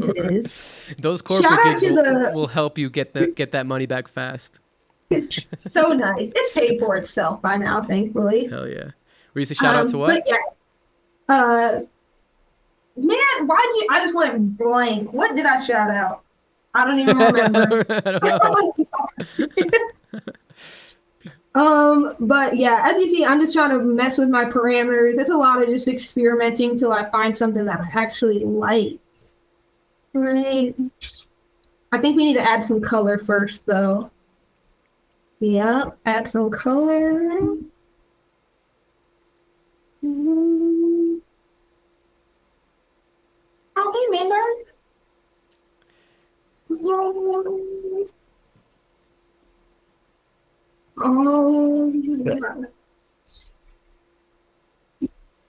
So is your approach to this always kind of like empty project? For the most part, yeah. Interesting. For like I have yeah, like even in my old, I won't open them right now necessarily, but yeah, my like for my Schlump stuff, like that was more of a curated thing. Me and him sat down, talked about it. But for like anything, if I'm getting hired for like a house VJ or just come in, I'll have like regular, just like your basic DJ footage, you know what I mean? Like your basic DJ loops that everyone has. I'll have those as a backup. But really, I really just love experimenting. Like I'll have basic loops here, and then it really gets fun when I start mapping my MIDI Twister Fighter, because then I'm live mixing a lot of effects pretty much, and then I can just apply it to other clips, or it's on my composition. So I can just switch to another clip and still do crazy shit. So honestly, it's just a lot of like making basic cool stuff and then having fun with the effects in it. It's just a lot of effects. Yeah. So, but it's a lot of my mapping is what makes it fun. Like, then I put in with my Ace trails. Ooh, Ace effects. Let's go. Yes. Like, let me see. So I just love mapping the different parameters of these like trails, and oh my gosh. Oh, these are probably the wrong ones. But just like messing with this and then adding an effect onto this as I'm mapping. Or wait, let me add a mirror.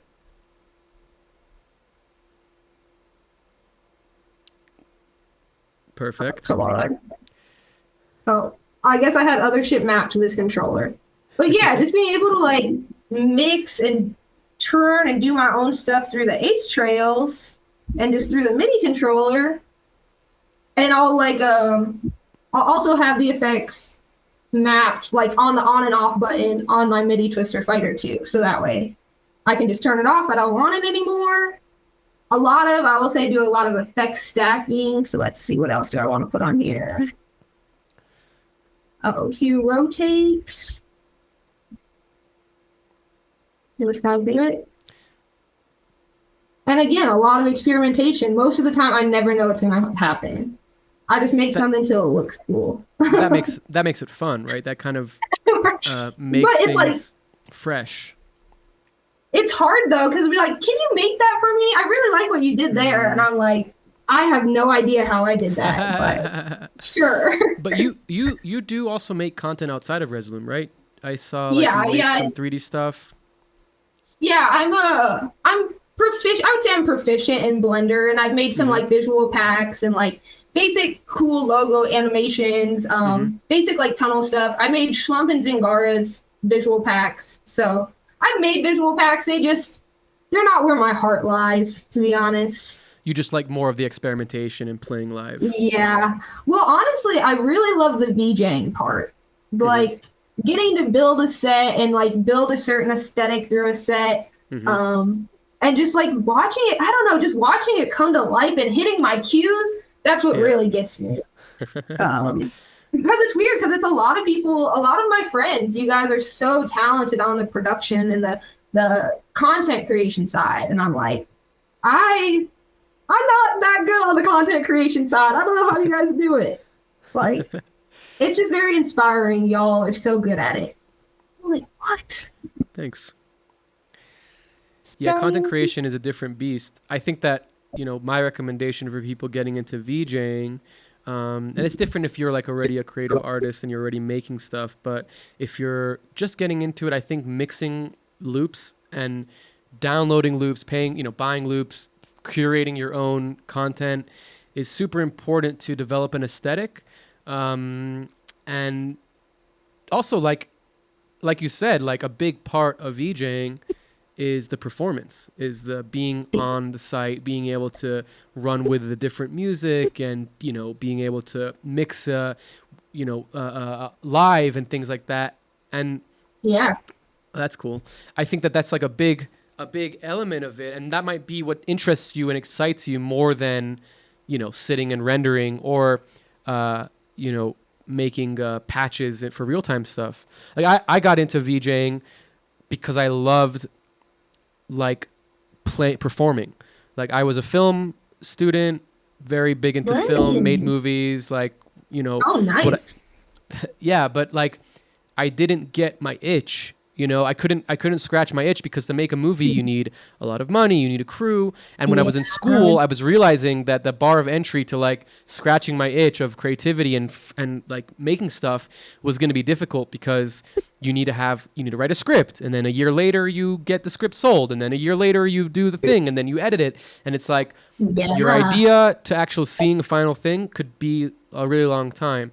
And with visuals, it was like instant gratification, instant feedback. It's a performance, and I think like even in film, like a big part of what I loved about it was like directing, and directing is almost a performance. You have to like You have to like Yes. be a type of person for your crew, for your actors. Yep. You have to speak a certain language, and it's like a performance when you're on Yep. set and directing. So it's like I think I really like enjoyed that. I didn't necessarily know that until later, but I think that super cool what you're making right now, by the way. We just got a nice kaleidoscope, and then we have a kaleidoscope on a kaleidoscope. I'm anti-kaleidoscope club, but this looks cool. It's fine. No, kaleidoscopes are cool as fuck. Yeah, so I think for people that are getting into it, like being able to, oh, wrong button, being able to see like what is the thing that you like about it is very important. And video mixing, whether it's video mixing generative things like you're doing or mixing a combination of loops, I think kind of gives you the little bit of the intro of like, you know, because I was doing Resolume, loving the performance, loving the mapping, playing with architecture, playing with aesthetic. And then I was like, oh, this loop is crazy. Like, you know, Martin Stebbings packs and, you know, who can I shout out? Like, you know, Task Visuals. He didn't sell his packs, but like I would rip all his stuff, you know, and like just have it in my set. And like, and he's cool with that, I've told him. But, you know, like just like getting into the content and aesthetic, I was like, oh, this is so cool. I want to do this. Like, I want to play my own stuff. Not because like I want to like feel like I'm the best or like ego. It was more of just like because then I can make my things the way I want. Yeah. And I was lucky because I got into like rendering at a time when real-time rendering was like really taking off. Like Notch was becoming really big. Blender had Eevee or was almost had Eevee, had talks of Eevee. Unreal Engine wasn't like in the conversation so much, but it was a thing. And Touch Designer, obviously. And like, for me, it was like, okay, I was getting into 3D rendering. And then I was like, fuck, I have to like wait. I'm back to step one of like having to wait to render. Of like, I have this thing, I have this idea, I'm making it. It's a little bit clunky to make it, but then I make it. Now I have to wait a whole night to see it. And I was like, no, this is like not what I want. So getting into real time was like kind of scratching all those itches at once. And now my itches are like not even content. They're like systems and building, you know, operation things and like, you know, building my own media servers and programming. It's just interesting that progression, you know, of like this need to and want to do things creatively, I think is really interesting. That's so you probably just nailed that. I just need to do more real-time stuff because that is my big issue is the waiting and the rendering. And I want to create beautiful, cool stuff, but that wait time, it's just like the lack of instant, it's not even instant gratification, but I guess it kind of is. It's like, it's such a hinderer. Yeah, there's nothing wrong with instant gratification as long as you're not like, you know, it's not hurting anybody or hurting yourself. Like instant gratification is a good thing. You know, but yeah, I think that especially because what you're doing here is essentially generative patches, right? You're using different effects that are like post effects, but you're putting them onto generative patterns, whether it's sine waves or metaballs like you were showing before. I think that you'll really benefit from having like, this is something that we always talk about here is like the difference between Touch Designer and Notch, let's say, or like Resolume is a good example too. The things that you're using to generate are built for you, right? So you have like a sine wave, right, is a concept, right? A sine wave is a concept. And when you open it up in Resolume, you have 6 or 7 parameters to play with that concept. When you build a sine wave yourself, you now have access and you now control what the parameters are that you're using to play with it, right? So not only are you learning it at a very base level, you're now being able to create at a like you're now able to create things that you want and you like instead of playing with parameters that are fun. You know what I mean? It's like a very, it's hard to explain, but like I think that you kind of get it already because you are doing that.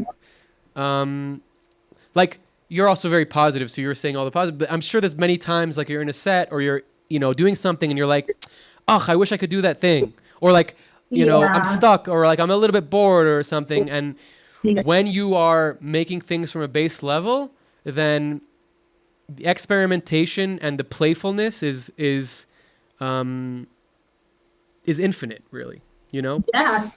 Well, that reminds me of like working with like Resolute Wire. That's what I really liked about it. Cause like, oh, I finally have the control I want to tweak these effects and make them do what I want to. Cause I'm tired of using the same stuff. That's like it's readily available to me and it's super easy to use. But I want more. Like I can only sit and play with these parameters for so long. Like yeah. Give me something else.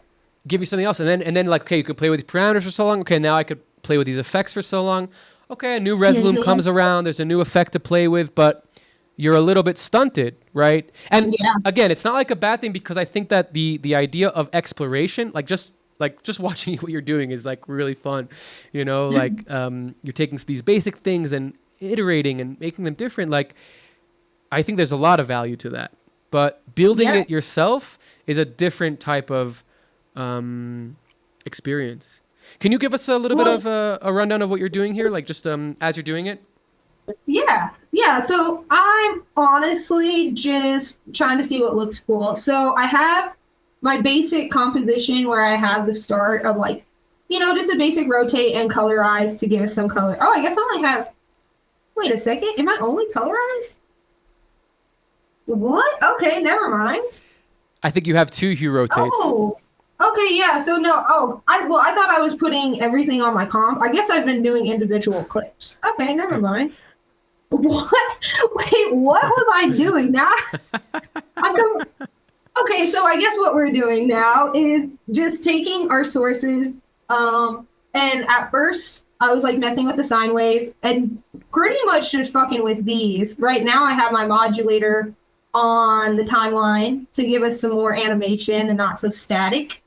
And then I'm just trying different colors. I love adding the ace trails to just get like the cool rainbow effects and the different color changing. And yeah, I'm pretty much just trying to mess with different effects and see what I actually like that looks cool. Let's see.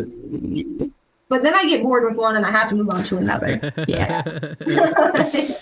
Like this spiral, I think I was just, I'm just messing with effects, trying to just make like, I like to have different speeds and tempos for shit. I don't necessarily do BPM matching on everything. But I do like having slower stuff like this and then having more like fast, crazier stuff. So right now I'm just pretending I'm at like Tipper and Friends. I'm trying to make a set. I'm just trying to hypnotize you guys, make you goop. It's working.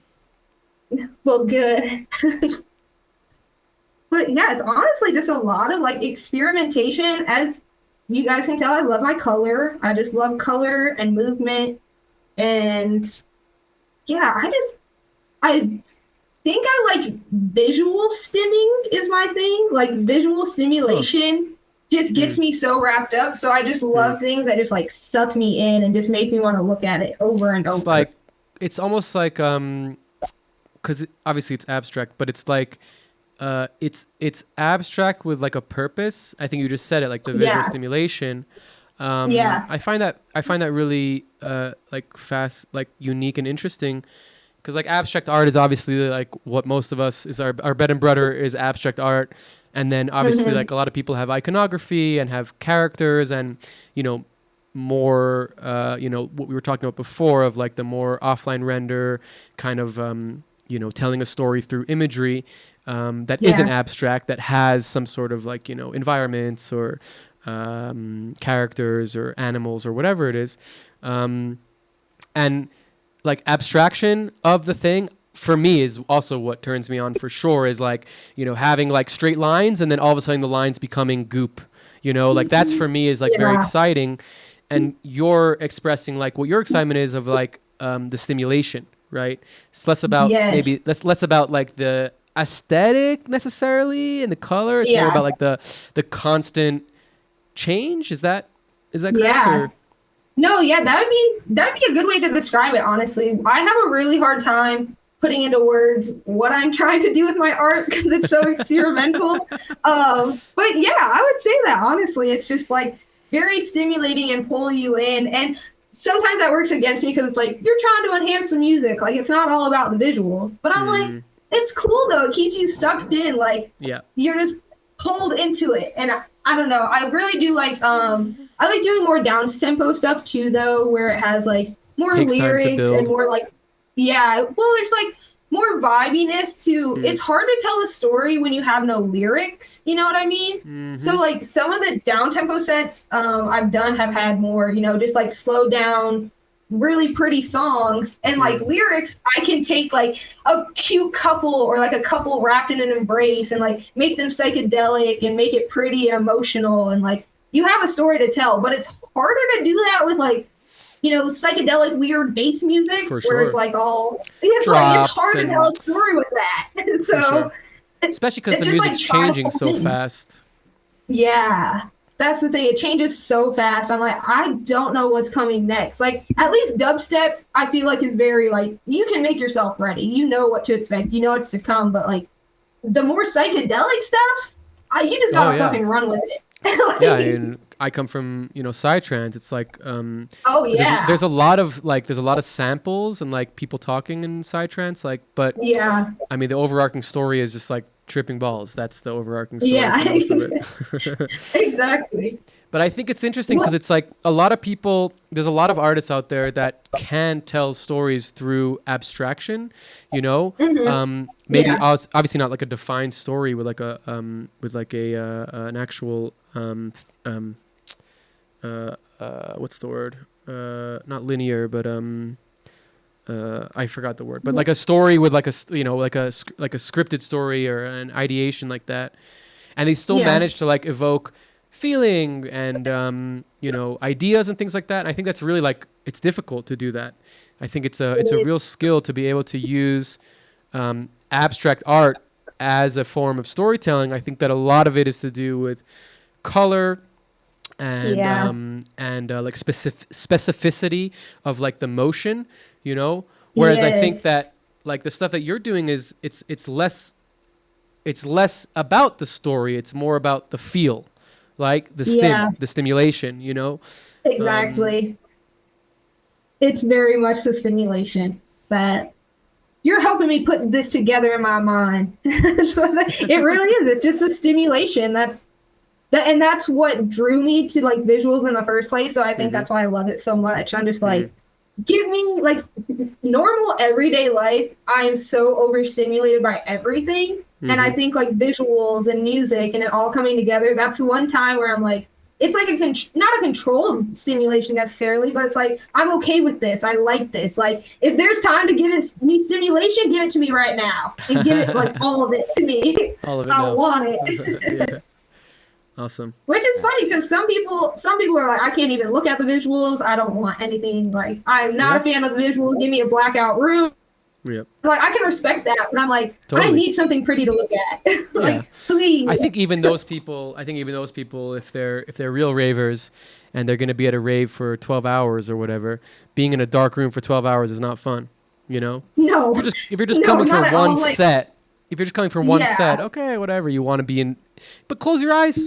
Close your fucking eyes. You don't like the visuals? Exactly. Close your fucking eyes. Exactly. I'm like, I see the VJ hate, and I'm like, I just try to bite my tongue. I'm like, it's fine. Yeah. It's fine. If only I'll I take could it for- close my ears to music that I didn't like, you know, that would be great. Yeah. too. No, literally though. Literally, I'm gonna start saying that. It's like I have to listen to your shit, bro. Yeah. But anyway. I would love to just let you go for like 10, Okay. 10 minutes, and you know, please, like if you want to explain what you're doing, go for it. If not, I want to see what you get into. Yeah, cool. Sounds good. I've had some nest drop too to make it interesting. Ooh, cool. If I just updated. I always launch the wrong one. Nest drop. I was just talking about Nest Drop with somebody. The creator is a super lovely guy. If I can always forget his name. Patrick. Yeah. Patrick. I can't remember his last name, but he's super cool dude. And the bring back Nest Drop, like kind of what we were talking about before of how easy and simplistic it is for you to use and get like cool things fast, you know? Like I think that's very powerful. I love nest drop. And it's perfect for when you're being like a lazy VJ. Right. Helped out a ton. Yeah, I mean, anytime, But- generative over content, 9 times out of 10 is going to be more interesting, even if the generative stuff is just lines, because it's using math, it's using nature, it's using physics, it's using scientific ideas to make things change and be generated. And I think kind of what we're just talking about of like, abstract through or telling a story through abstract, when you have numbers defining motion and those numbers are based on like algorithmic things of like noise patterns and wind patterns, or I'm trying to think of like interesting simulation stuff, but like anything to do with that, you're inherently putting something into the abstraction that is going to be felt. It doesn't have to be obvious, but it's going to be felt. It's going to be subconsciously felt as something super cool. I love this. We love it. Shout out Nest Drop. Shout out Patrick.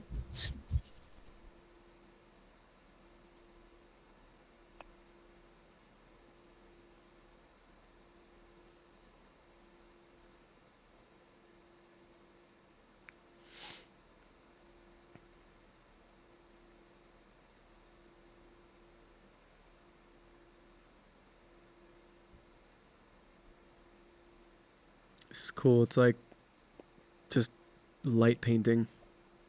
It's so stimulating. I love it. Yeah, it's tripping me out just watching it, bro. That's why I love just putting Nest Drop and just adding effects onto it. It just makes it so fun. How long have you been using Nest Drop for? I would say like maybe 2 years. Nice. I would say 2 years now. I started incorporating it in Schlump's Alien Trip tour. So yeah, probably like a year and a half, 2 years.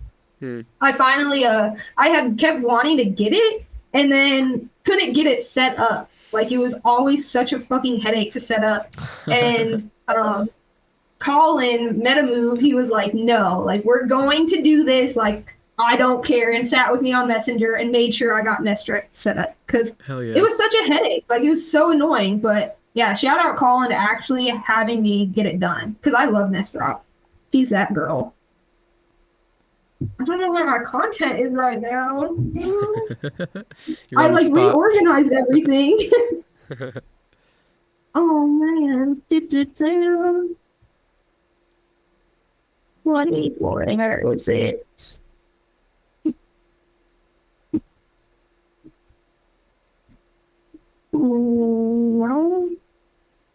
Here, what was that? Here's my girls.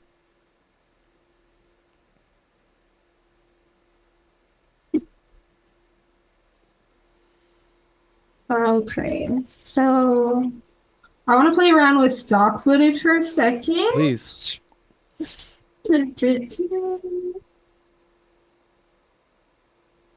I love stock footage because it was like the only footage I could actually access because I was so broke during the pandemic, could not afford DJ loops. So shout out stock footage. I love that. I'm not paying $80 for a VJ pack. I'll just have to make it work. Yeah. I mean, you're basically making the same thing that you would buy for $80 with stock footage. Exactly. I'll just make it my damn self. Thank you. Okay, let's see if we can do some. No, I cannot.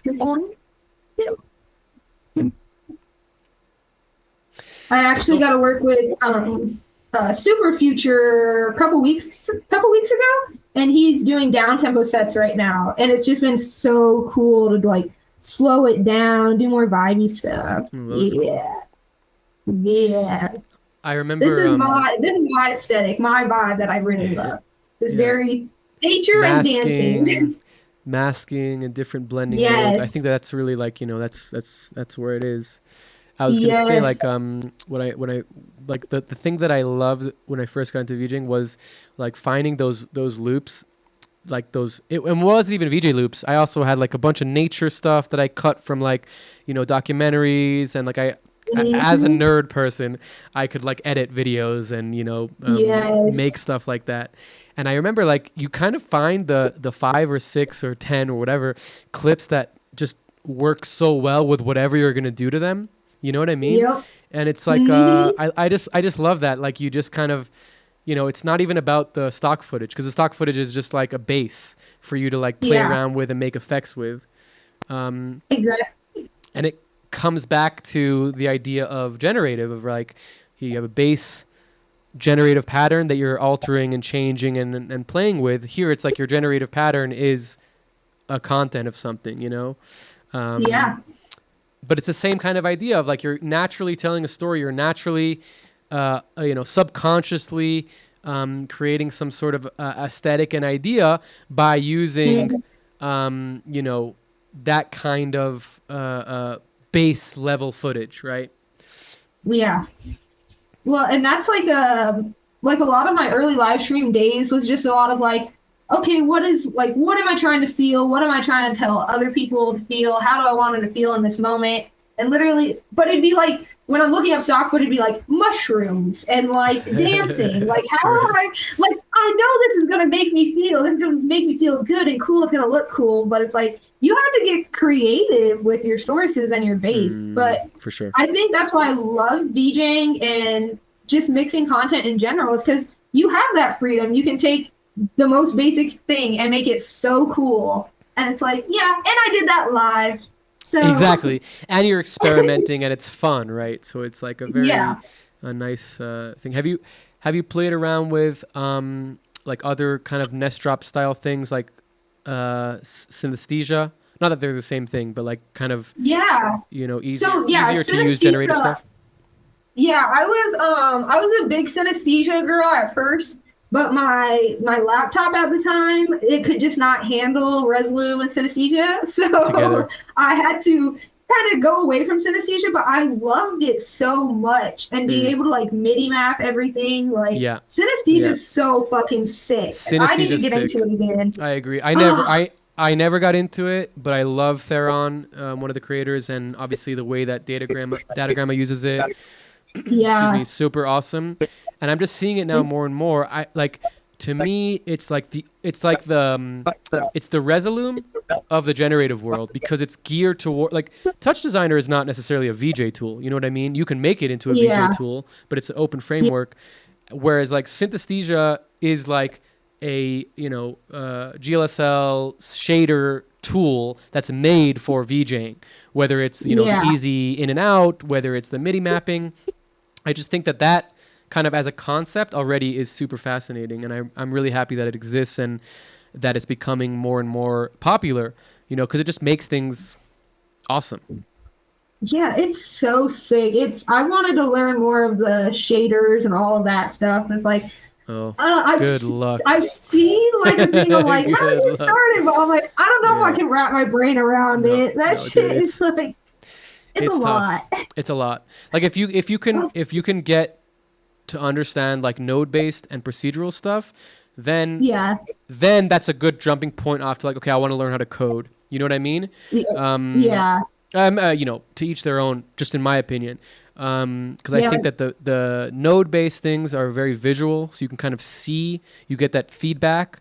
It's a good way to learn processes and like different ideas of like, math functions and LFOs and different types of things that you're going to want to use to make abstract art. But yeah, I mean, the superpower of being able to code your own shaders is like insane. That's a real superpower. Yeah. I'm like, the fact that y'all get to do that feels like cheating. That shouldn't be allowed, personally. Sorry, guys. Not fair. Like, what? It's so sick, though. Shelby, I love what you're doing here. Like so many different looks with how many clips do we have in the timeline? We got like, 10 clips in the timeline, 10 things in the timeline, but you're managing to like jump between so many different looks while retaining this kind of aesthetic that you've built. It's really great. Like it's it's not I don't have the word in English, but it's not understood from the beginning. Like, not everybody can do that, so it's cool. Yeah. Thank you. It's as I've said a million times, just so much experimenting and just having fun. I'm just like honestly finding a nice mix to listen to and just sitting in front of the computer for a little bit. I love it. Hell yeah. I like that. I like that clip. It's cool. Which one? The girl in the water? Yeah. Or the other one? No, the other one too, but this one specifically, I don't know. There's something about it. It's like with the leaves and the nature. Yeah, I've been on what was it?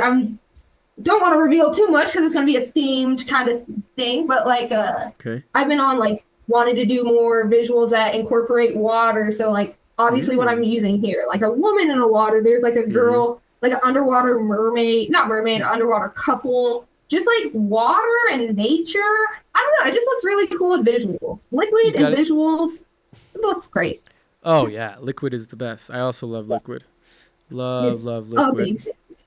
There's an amazing artist. His name is Scott Rea. I'll send you his Facebook after. But he, I met him like a few years ago. He's like, he does underwater photography and cinematography. Oh, and it's just like the aesthetic that you can achieve underwater is crazy. It's like, doesn't matter. He does like cool. He'll like do like a whole house or like a whole set that looks like a room underwater, and like everything's floating and like the person's floating, and it's just like the way that it looks is so dreamy and it's creamy, and it's like there's something so spectacular to like underwater themes, you know.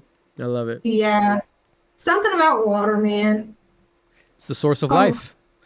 You know, yeah. What are we, 90% water, whatever, 90 something percent water? Something like that.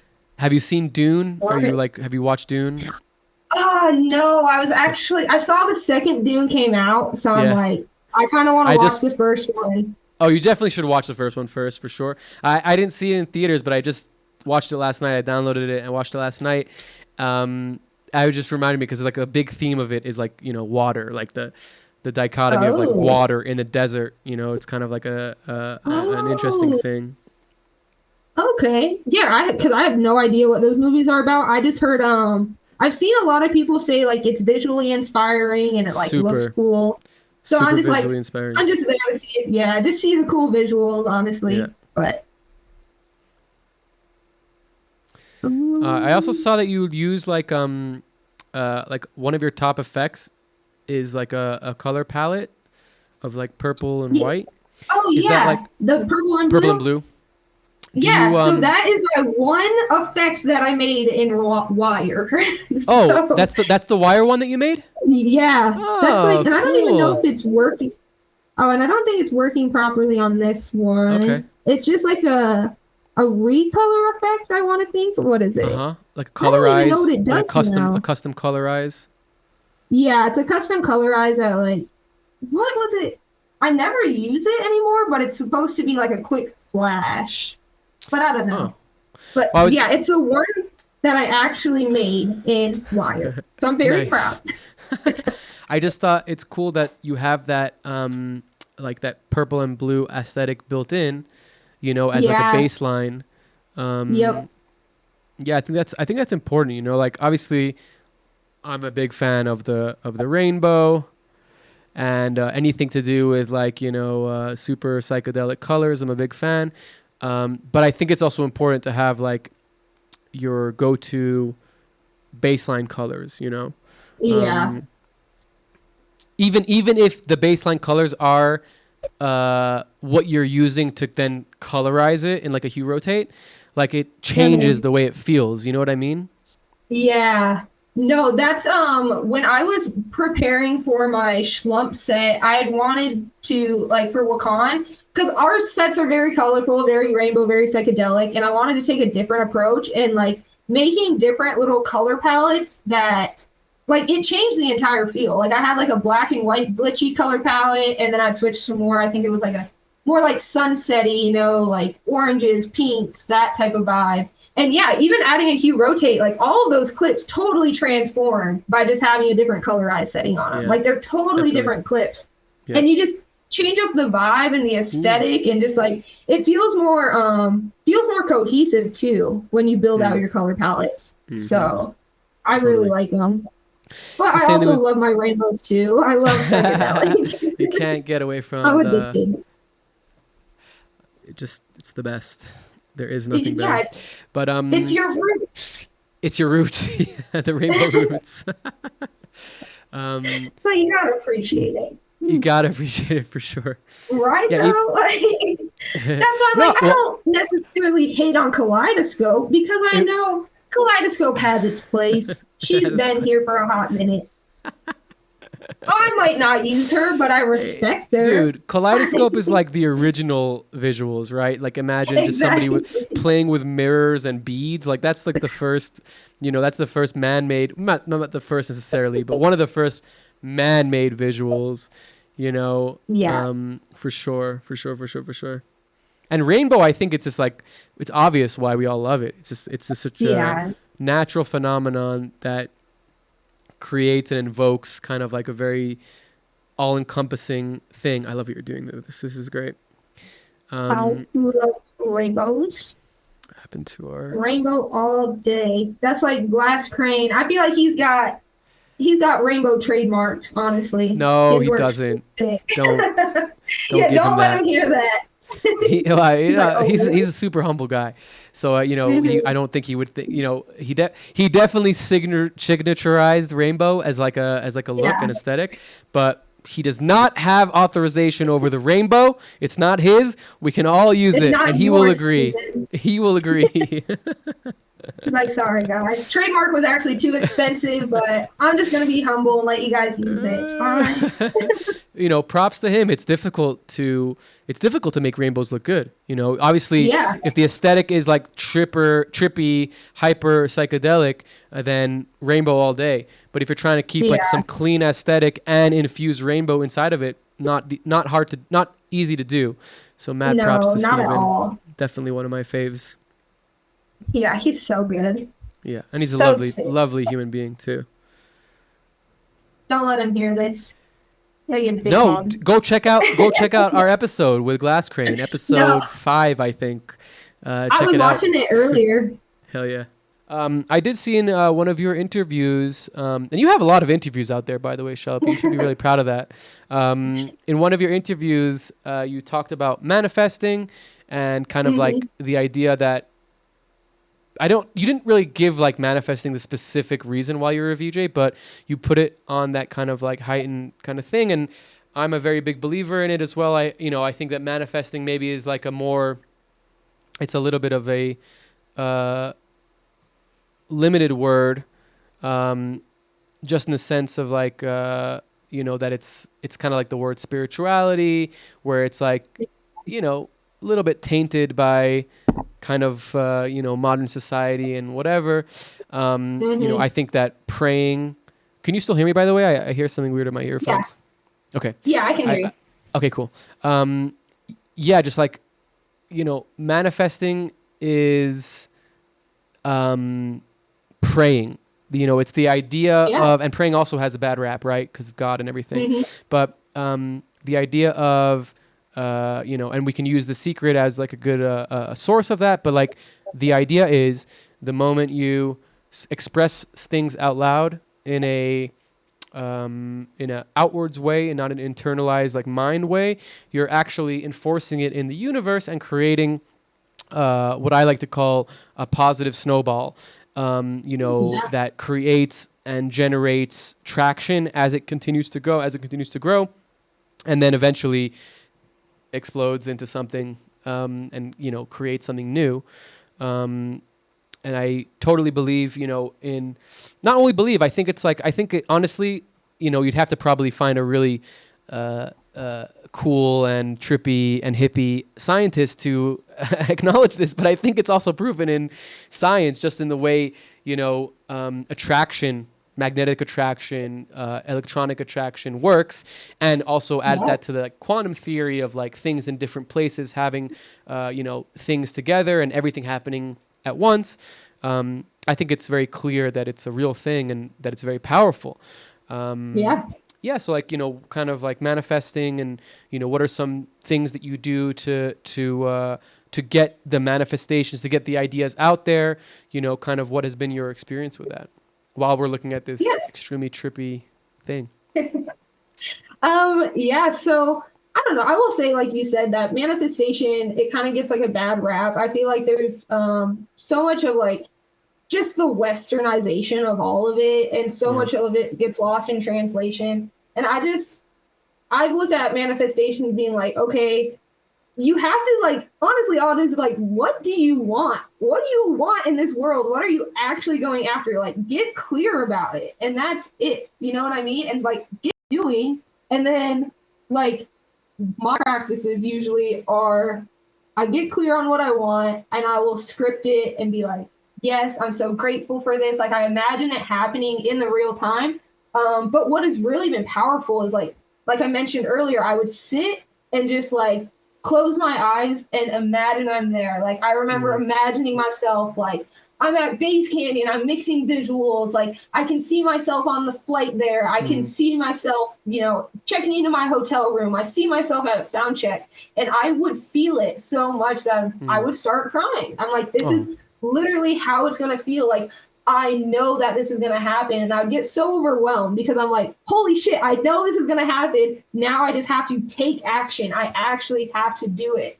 But like really just like focusing and being like, okay, this is what I want, imagining it, taking the action, and then you see like, oh my God, like once you see the first step and the first domino start to fall, like then it hits you and you're like, holy shit, like this is actually happening. Yeah, it's like I would say like at first I was like, maybe this is bullshit, and then I watched everything I wanted, like everything, like the fact that I manifested, I wanted to be with an artist who, like, a Wakan VJ is what I wanted, but even though technically that's not a thing. But I wanted to work with a Wakan artist. I wanted to do a very certain, specific type of visual. I wanted to work in a certain industry. I wanted to do a certain thing. And the fact that, like, all the little things played out exactly as they should so that could happen, that's just wild to me. I'm like, what? So after that, I'm like, this, like, I just got to keep going. I already did it once. Like, I got to do it again. But it's just like, you really have to get clear. Like, what the fuck do you want? And then imagine it and go after it. And it's done also wonders for me. It's amazing. A big part of what you said is so true. Like the action, right? Like it's one thing to, and you know, thank you for sharing your techniques, but it's one thing to think about it, dream about it, focus on it, write it down, you know, vision board it, whatever. And then it's another thing to actually go out into the world and start like creating it, right? Yeah. And it's like this, it's a snowball. I like to use a snowball because to me, it's like if you're positive inside of yourself and outside of yourself, you do good to the world. It doesn't have to be like, you know, you don't have to save the world. It's literally could just be like saying I love you to your partner, or like saying I love you to yourself, or, you know, creating something good around you and being good inside of yourself. You're going to automatically start drawing good towards you. And not only that, but, you know, in life, it's just a normal thing. Things come, opportunities come, opportunities go, opportunities come, opportunities go. Things open up, different paths open up. Now, you might know your intuition, especially women, they have very strong intuition. You might know with your intuition, okay, I'm going to go on that path. Okay, I'm going to take that opportunity. And that's going to lead to things. If you're practicing this positivity and trying to generate positivity around you and inside of you, the things that come to you, the paths that are in front of you, the opportunities that come to you are going to be in the same vein as the output that you're putting out into the world. So now you don't even need intuition to choose what path to go on, because whatever path you choose is going to be good for you. You know what I mean? Yeah. And I feel like that's kind of like, it's kind of the action, right? It's like you can do all these things in your head. You can create all these things in your environment, in your energy sphere. But if you don't actually walk down the path, if you don't actually take the opportunity, then, you know, you're just going to be stuck in your head. So it's like, I think that there's a really big thing to that. And it actually reminds me of like an old like Jewish Orthodox parable kind of thing, of like, I don't know if it's a Jewish thing. I might be making that up, but I'm going to say it is anyways. But it's the idea of like, you know, if you walk into, like you can say to yourself, oh, God's going to protect me no matter what. I'm going to be safe no matter what. But then if you walk into oncoming traffic, and you actually, it's a joke. It's a joke. I just remembered what the joke is. It's not the punchline. It's not a parable. It's just a joke. But the joke is that, you know, you get hit by a car and you go to God and you say to God, like, hey, why don't you save me from the thing? And he's like, I did. You walked into traffic. I'm butchering the joke. I'm butchering the joke. It's something to do with something else. Maybe it's like something, it's a different type of thing. But you get the idea of, like, you know. No, I got you. Yeah, it's terrible. I just totally butchered the whole thing. But I'm cutting that out. You know, the idea of, like, you know, you can, your belief and your ideas and your mind is only going to take you so far. You actually have to do things and create things to be able to actually see your ideas come to fruition. Well, and that's like such a great point, because the amount of times that I would like the first, like my first shadowing session, like that took a lot for me to actually show up and do it and like drive the 2 hours to Orlando. And I was so nervous and just like, it was a lot of unknowns. You have to push yourself out of your comfort zone.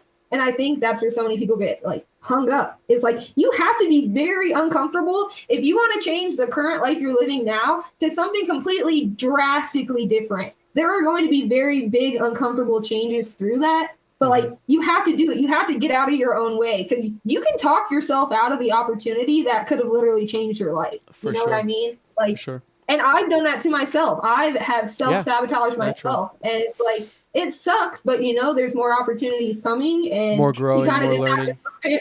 You just got to prepare yourself to be ready to actually take that opportunity when it comes again. Be prepared. And not psych I like yourself that. out. Yeah. Right? And it kind of ties in, right? Like, the more you manifest, the more you think about it, the more prepared you are when that thing comes. So it's almost like, like growing pains are for sure, right? Like, growing is painful. Like, you know, healing is painful. Like, it's just kind of inherent in the thing, right? You have to change, you have to learn, you have to look at yourself in a different type of light to be able to grow. But maybe if you think about it before and you manifest and you talk about it and you think about it, you pray for it, maybe it makes it easier. Maybe it makes that growing easier because you're almost ready for it, you know, as it's coming. Oh, 100%. Well, and I think back to the live streams, and I like the one that I signed up for. If I would have done all that prep work and having my stuff ready to go and knowing this was, you know, something I really wanted, I would have never been able to sign up for the live streams. I would have not been prepared for that live stream wave unless I would have taken action. That's what I did. So, yeah, take action. Take action and, you know, keep a good prayer manifesting self-activation practice. Definitely a good takeaway. What was it like touring with Schlump? You know, because how many shows do you guys do together? You know, you kind of talked about the green room being a little bit of a weird place, but like, what was it like being on tour? You know, not everybody gets to tour. You know, give us a little bit of insight to that. Oh man, it was so much fun. The first tour we did together, it was a lot of like more spread out, fly out dates, so it wasn't as consistent. But we did, like, me and Schlump did a lot of music festivals together. But when I did the Alien Trip tour last year, I think there was like 45 dates, maybe more than that. And I think I did like probably 30 of them. They made it like, Schlump made it a priority to have visuals on almost every stop that he could. And it was one of like the funnest experiences of my life. Like, just going to venue. I was more active on TikTok then. So I was getting like recognized at almost every venue I went to and getting to talk to people. Schlump, he would do these like meet and greets, or they weren't meet and greets. They were like, we would go to a city and be like, hey guys, what's the best place to get food, or where do you want to hang out? And we'd meet up with fans at like bowling alleys and just hang out with them before the show. And it's just like, Michael Schlump, he's such a nice guy and so chill. And his manager, Eric, is also just so amazing to work with. And it was just such a great experience. Like, I'm so grateful for them. I got to have a ton of creative control. It was such a blessing. Like, I will always look at all of those memories like, holy shit. Because you're right. Like, not everyone gets to go on tour. Yeah. So I feel really, really grateful that I got pulled out for that. I'm like, oh, I'm ready for the next tour. Hell yeah. Yeah, going on tour is a really fun experience. I've only... I'm what? Trying to... Oh, go ahead. No, what? Please. Oh, I was trying to just think of an experience. Which one? Actually, I will talk about the green room stuff. Okay, please. Yeah, so the green room and just getting like introduced to like the promoters, the stage managers, and all that stuff, and like the amount of times where it'd be like me, or sorry, it'd be like Schlump, and then his manager, and then the photographer, and then whoever's with us, and then I'd be at the end of the line, and like the promoter would like go like down the line, shaking hands with everyone, introducing himself, saying hi, gets to me standing with the Pelican case, and just like looks at me, just totally like looks me in the eye, and then just doesn't say anything, looks the other way. And I was like, God. I was like, guys, I need to set up. I'm like, I kind of need to be introduced to you so you can show me where front of house is so I can do my programming right now. That's why I'm here. And you just made it really awkward. He like That's really weird. found, or I guess they found out who I was later because I was like, Yeah, but it's like hey you're, guys, like, it's a tour manager, what's going on? and you're on tour, like. Yeah, and that was another thing. I'm like, is no one gonna call this out? I'm like, is this not weird? Yeah. But it was just strange. I eventually found front of house. I was able to do the show. Of course, I get all the praises afterwards. Oh my God, that looks so great, blah, blah, blah. But I'm like, you ignored me. You acted like I didn't exist. You did. It's so... It was so strange. It's so annoying. It's frustrating, and it's... But by the way, like, I'm sure that you being a woman was a lot of the part of it, but I can tell you from my own experience, like that happens to me all the time. I think it's something to do with, and this is very specific to like LA and like the film industry, but I'll have a lot of times where like we'll be, doing like operation for a virtual production thing, and like maybe it's my dreads, maybe it's my attitude, I'm very like friendly and warm, but like I'll always have this experience where people are like expecting me to fail, and like they don't want to help me at all. Don't want to help me at all. Don't have, when I go to them for like what they're supposed to be providing me in terms of like information or whatever it is, they're like, oh, this is not my job, but I'll help you anyways, as if they're doing me a favor. Yeah. Then when you succeed, then they're your best friend. They're your best friend. Like, oh, wow, that thing that you, wow. Oh, how do you do that thing? And it's like, dude, 2 hours ago, you were telling me to fuck off. And now all of a sudden, because I made you look good by doing my job properly, now you're my friend. So it's like, I think that's kind of like, shitty people are shitty people. Or maybe we could be more positive and say like people that aren't confident with their job or their work are going to utilize that to make you feel less confident, right? Because then they feel more confident. I don't know. It's like a little bit of a psychopathy thing. But yeah, I mean, that sucks that you have to deal with that. But first of all, you should know that everybody deals with that. And second of all,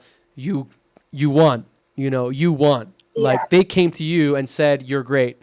They booked you again, whatever it is, like you won that person. And, like calling it out. I think that there's a time and place to call things like that out.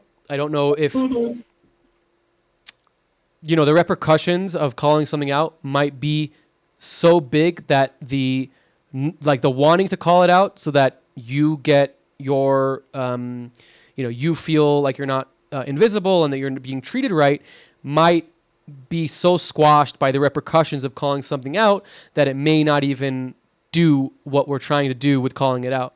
And that's to say like there's a time and place for it, because if somebody's acting a certain way, and we kind of touched on this at the beginning, if somebody's a dick, somebody's acting in a certain way, or somebody's talking bullshit, like they should be called out for what they're doing, especially if it's like, SA or even worse, then they should definitely be, not only be called out, they should have repercussions. When it's somebody being rude, regardless of the gender, when somebody's being rude to somebody, they should be called out 100%. But is it in a side conversation? Is it in a, a post, thing? And even for you, like now that the guy came to you and said to you, hey, you're amazing, I'm so happy you're here. Now you can call him out and be like, hey, Why didn't you acknowledge my existence before? And that's so much more powerful than embarrassing him in front of other people, because he came to you saying, hey, you're freaking cool. And you're like, yeah, but you weren't cool to me. Like, what's up? And that's going to like turn some knob in his head of like, whoa, maybe I should respect everybody equally, not based on whatever my preconceived notions are, etc.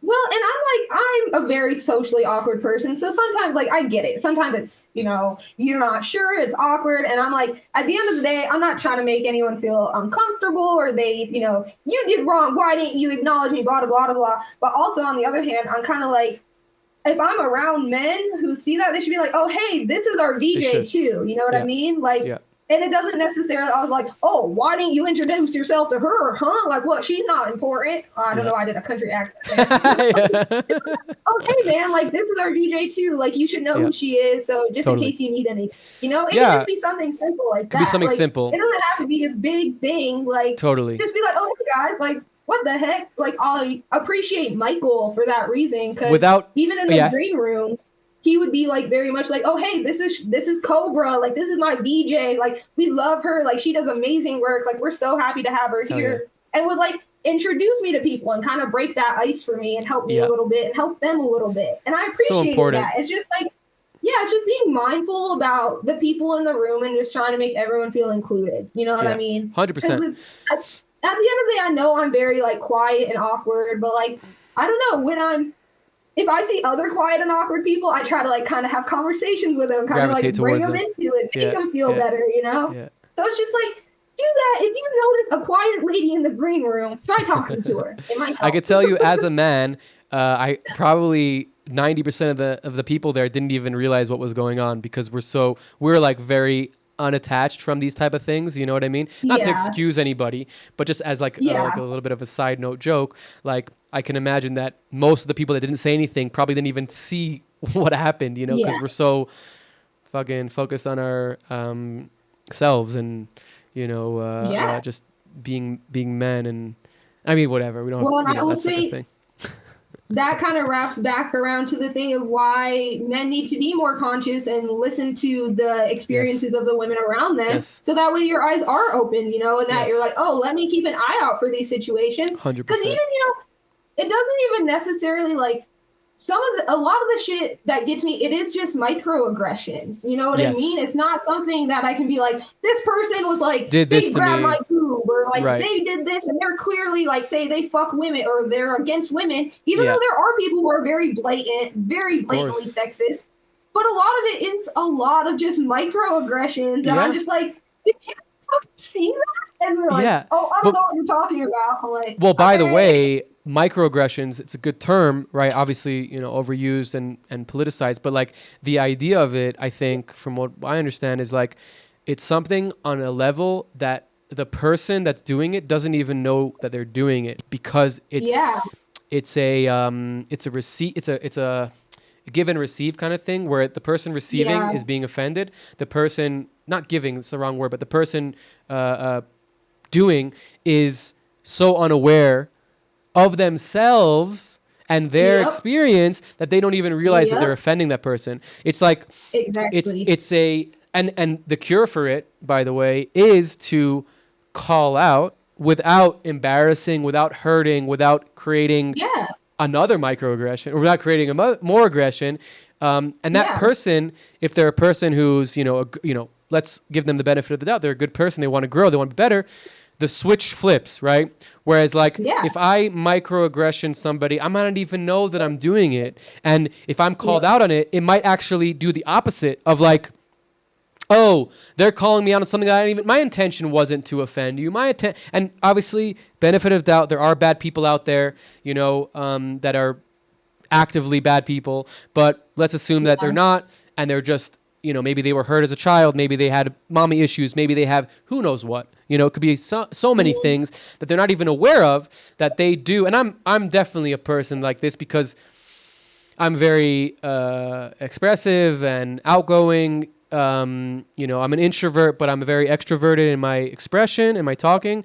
But I'm also and I'm also a very positively intentioned person. I never want to hurt anybody. I never want to make somebody feel bad, but I do it all the time because I'm so outspoken, because I'm so honest, but it's not coming from a place of wanting to hurt you. So if I do hurt somebody, I want to know about it.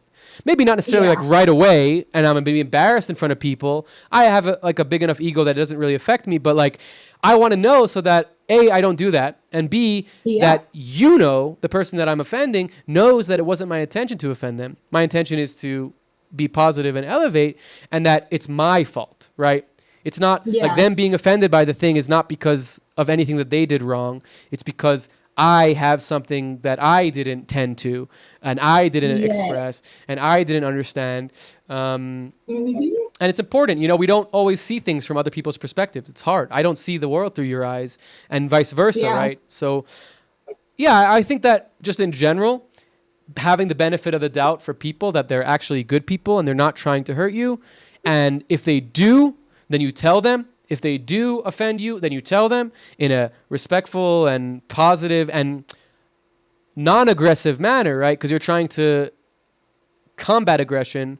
I think that's like definitely the way forward for humanity in general, of just like being better people and finding ways to live and respect each other and acknowledge one another. And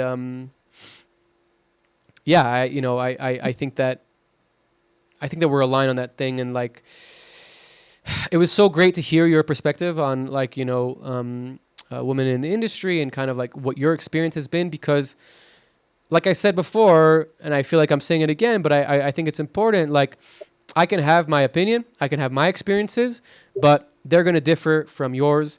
And, whether the marginalization of women inside the visual industry is a product of sexism or is just a product of natural things, is still a marginalized people, right? You're still less of us. So we should make the effort to curate a safe environment for you, make it more accessible for you.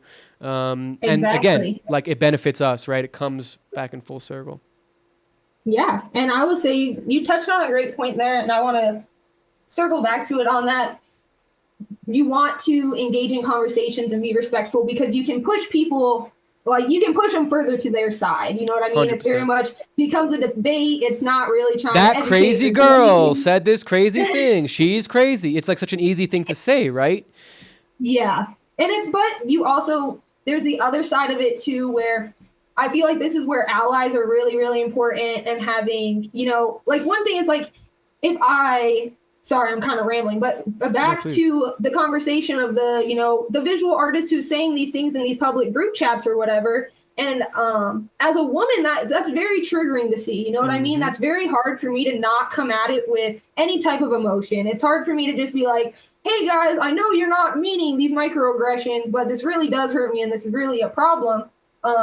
It's harder for me to come at it and not so aggressive, because it directly affects my life. Of course. So when there's men who understand where we're coming from and be like, hey guy, like, hey dude, I just want to let you know that you did this earlier. I know it wasn't your intention, but I just want to let you know, like, it can make people feel this type of way, like just letting you know. And but having an ally do that is so much more helpful, because when I try to come into it, and then if that person's not receptive and if they start arguing with me, then it's going to go bad. Then it's like, then I'm like really trying to hold back and be like, I'm really trying to not go crazy on you right now. Like it might be well deserved. That person lived experience. So I just want to shout out the male allies for like speaking up and having this conversation. It's like, it's not a call out. It doesn't have to be a bad thing. We're all just trying to learn and grow. At the end of the day, I feel like most people are just trying to be better. So if you have people in your life that will call you out on those things, or it's more of a call in,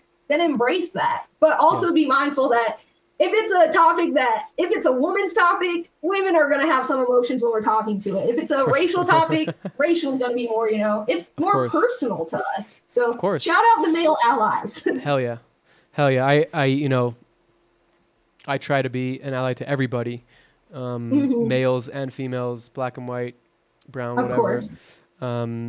Because that's just like, from my experience, it seems like that makes the world a better place and makes me a better person. and then vicariously making the world a better place. And yeah, I think that it's very, I think, you know, and we can kind of like end it here, I think, in a positive note, of like, you know, kind of like us all working together to make something better. I think what you said is very potent about like the difference of the person that was offended reaching out to the offender versus somebody on the sidelines reaching out to the offender makes a huge difference. It does. Because it diffuses the situation. It also puts the person, the offender, in a position where they can't really argue because they didn't hurt that person that's reaching out to them.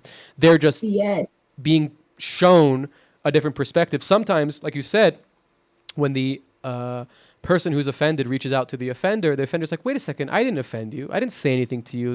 That's your problem, right? Which is, it could be a totally legitimate response, right? It could be totally legitimate, but it doesn't help anybody. It doesn't help you. Exactly. It doesn't help the person, because if the offended person is being overly sensitive, they also need to be shown this experience, right? And if the person that offended them is like, hey, you're being oversensitive, you're not going to hear that. You're going to be like, this guy's a fucking asshole.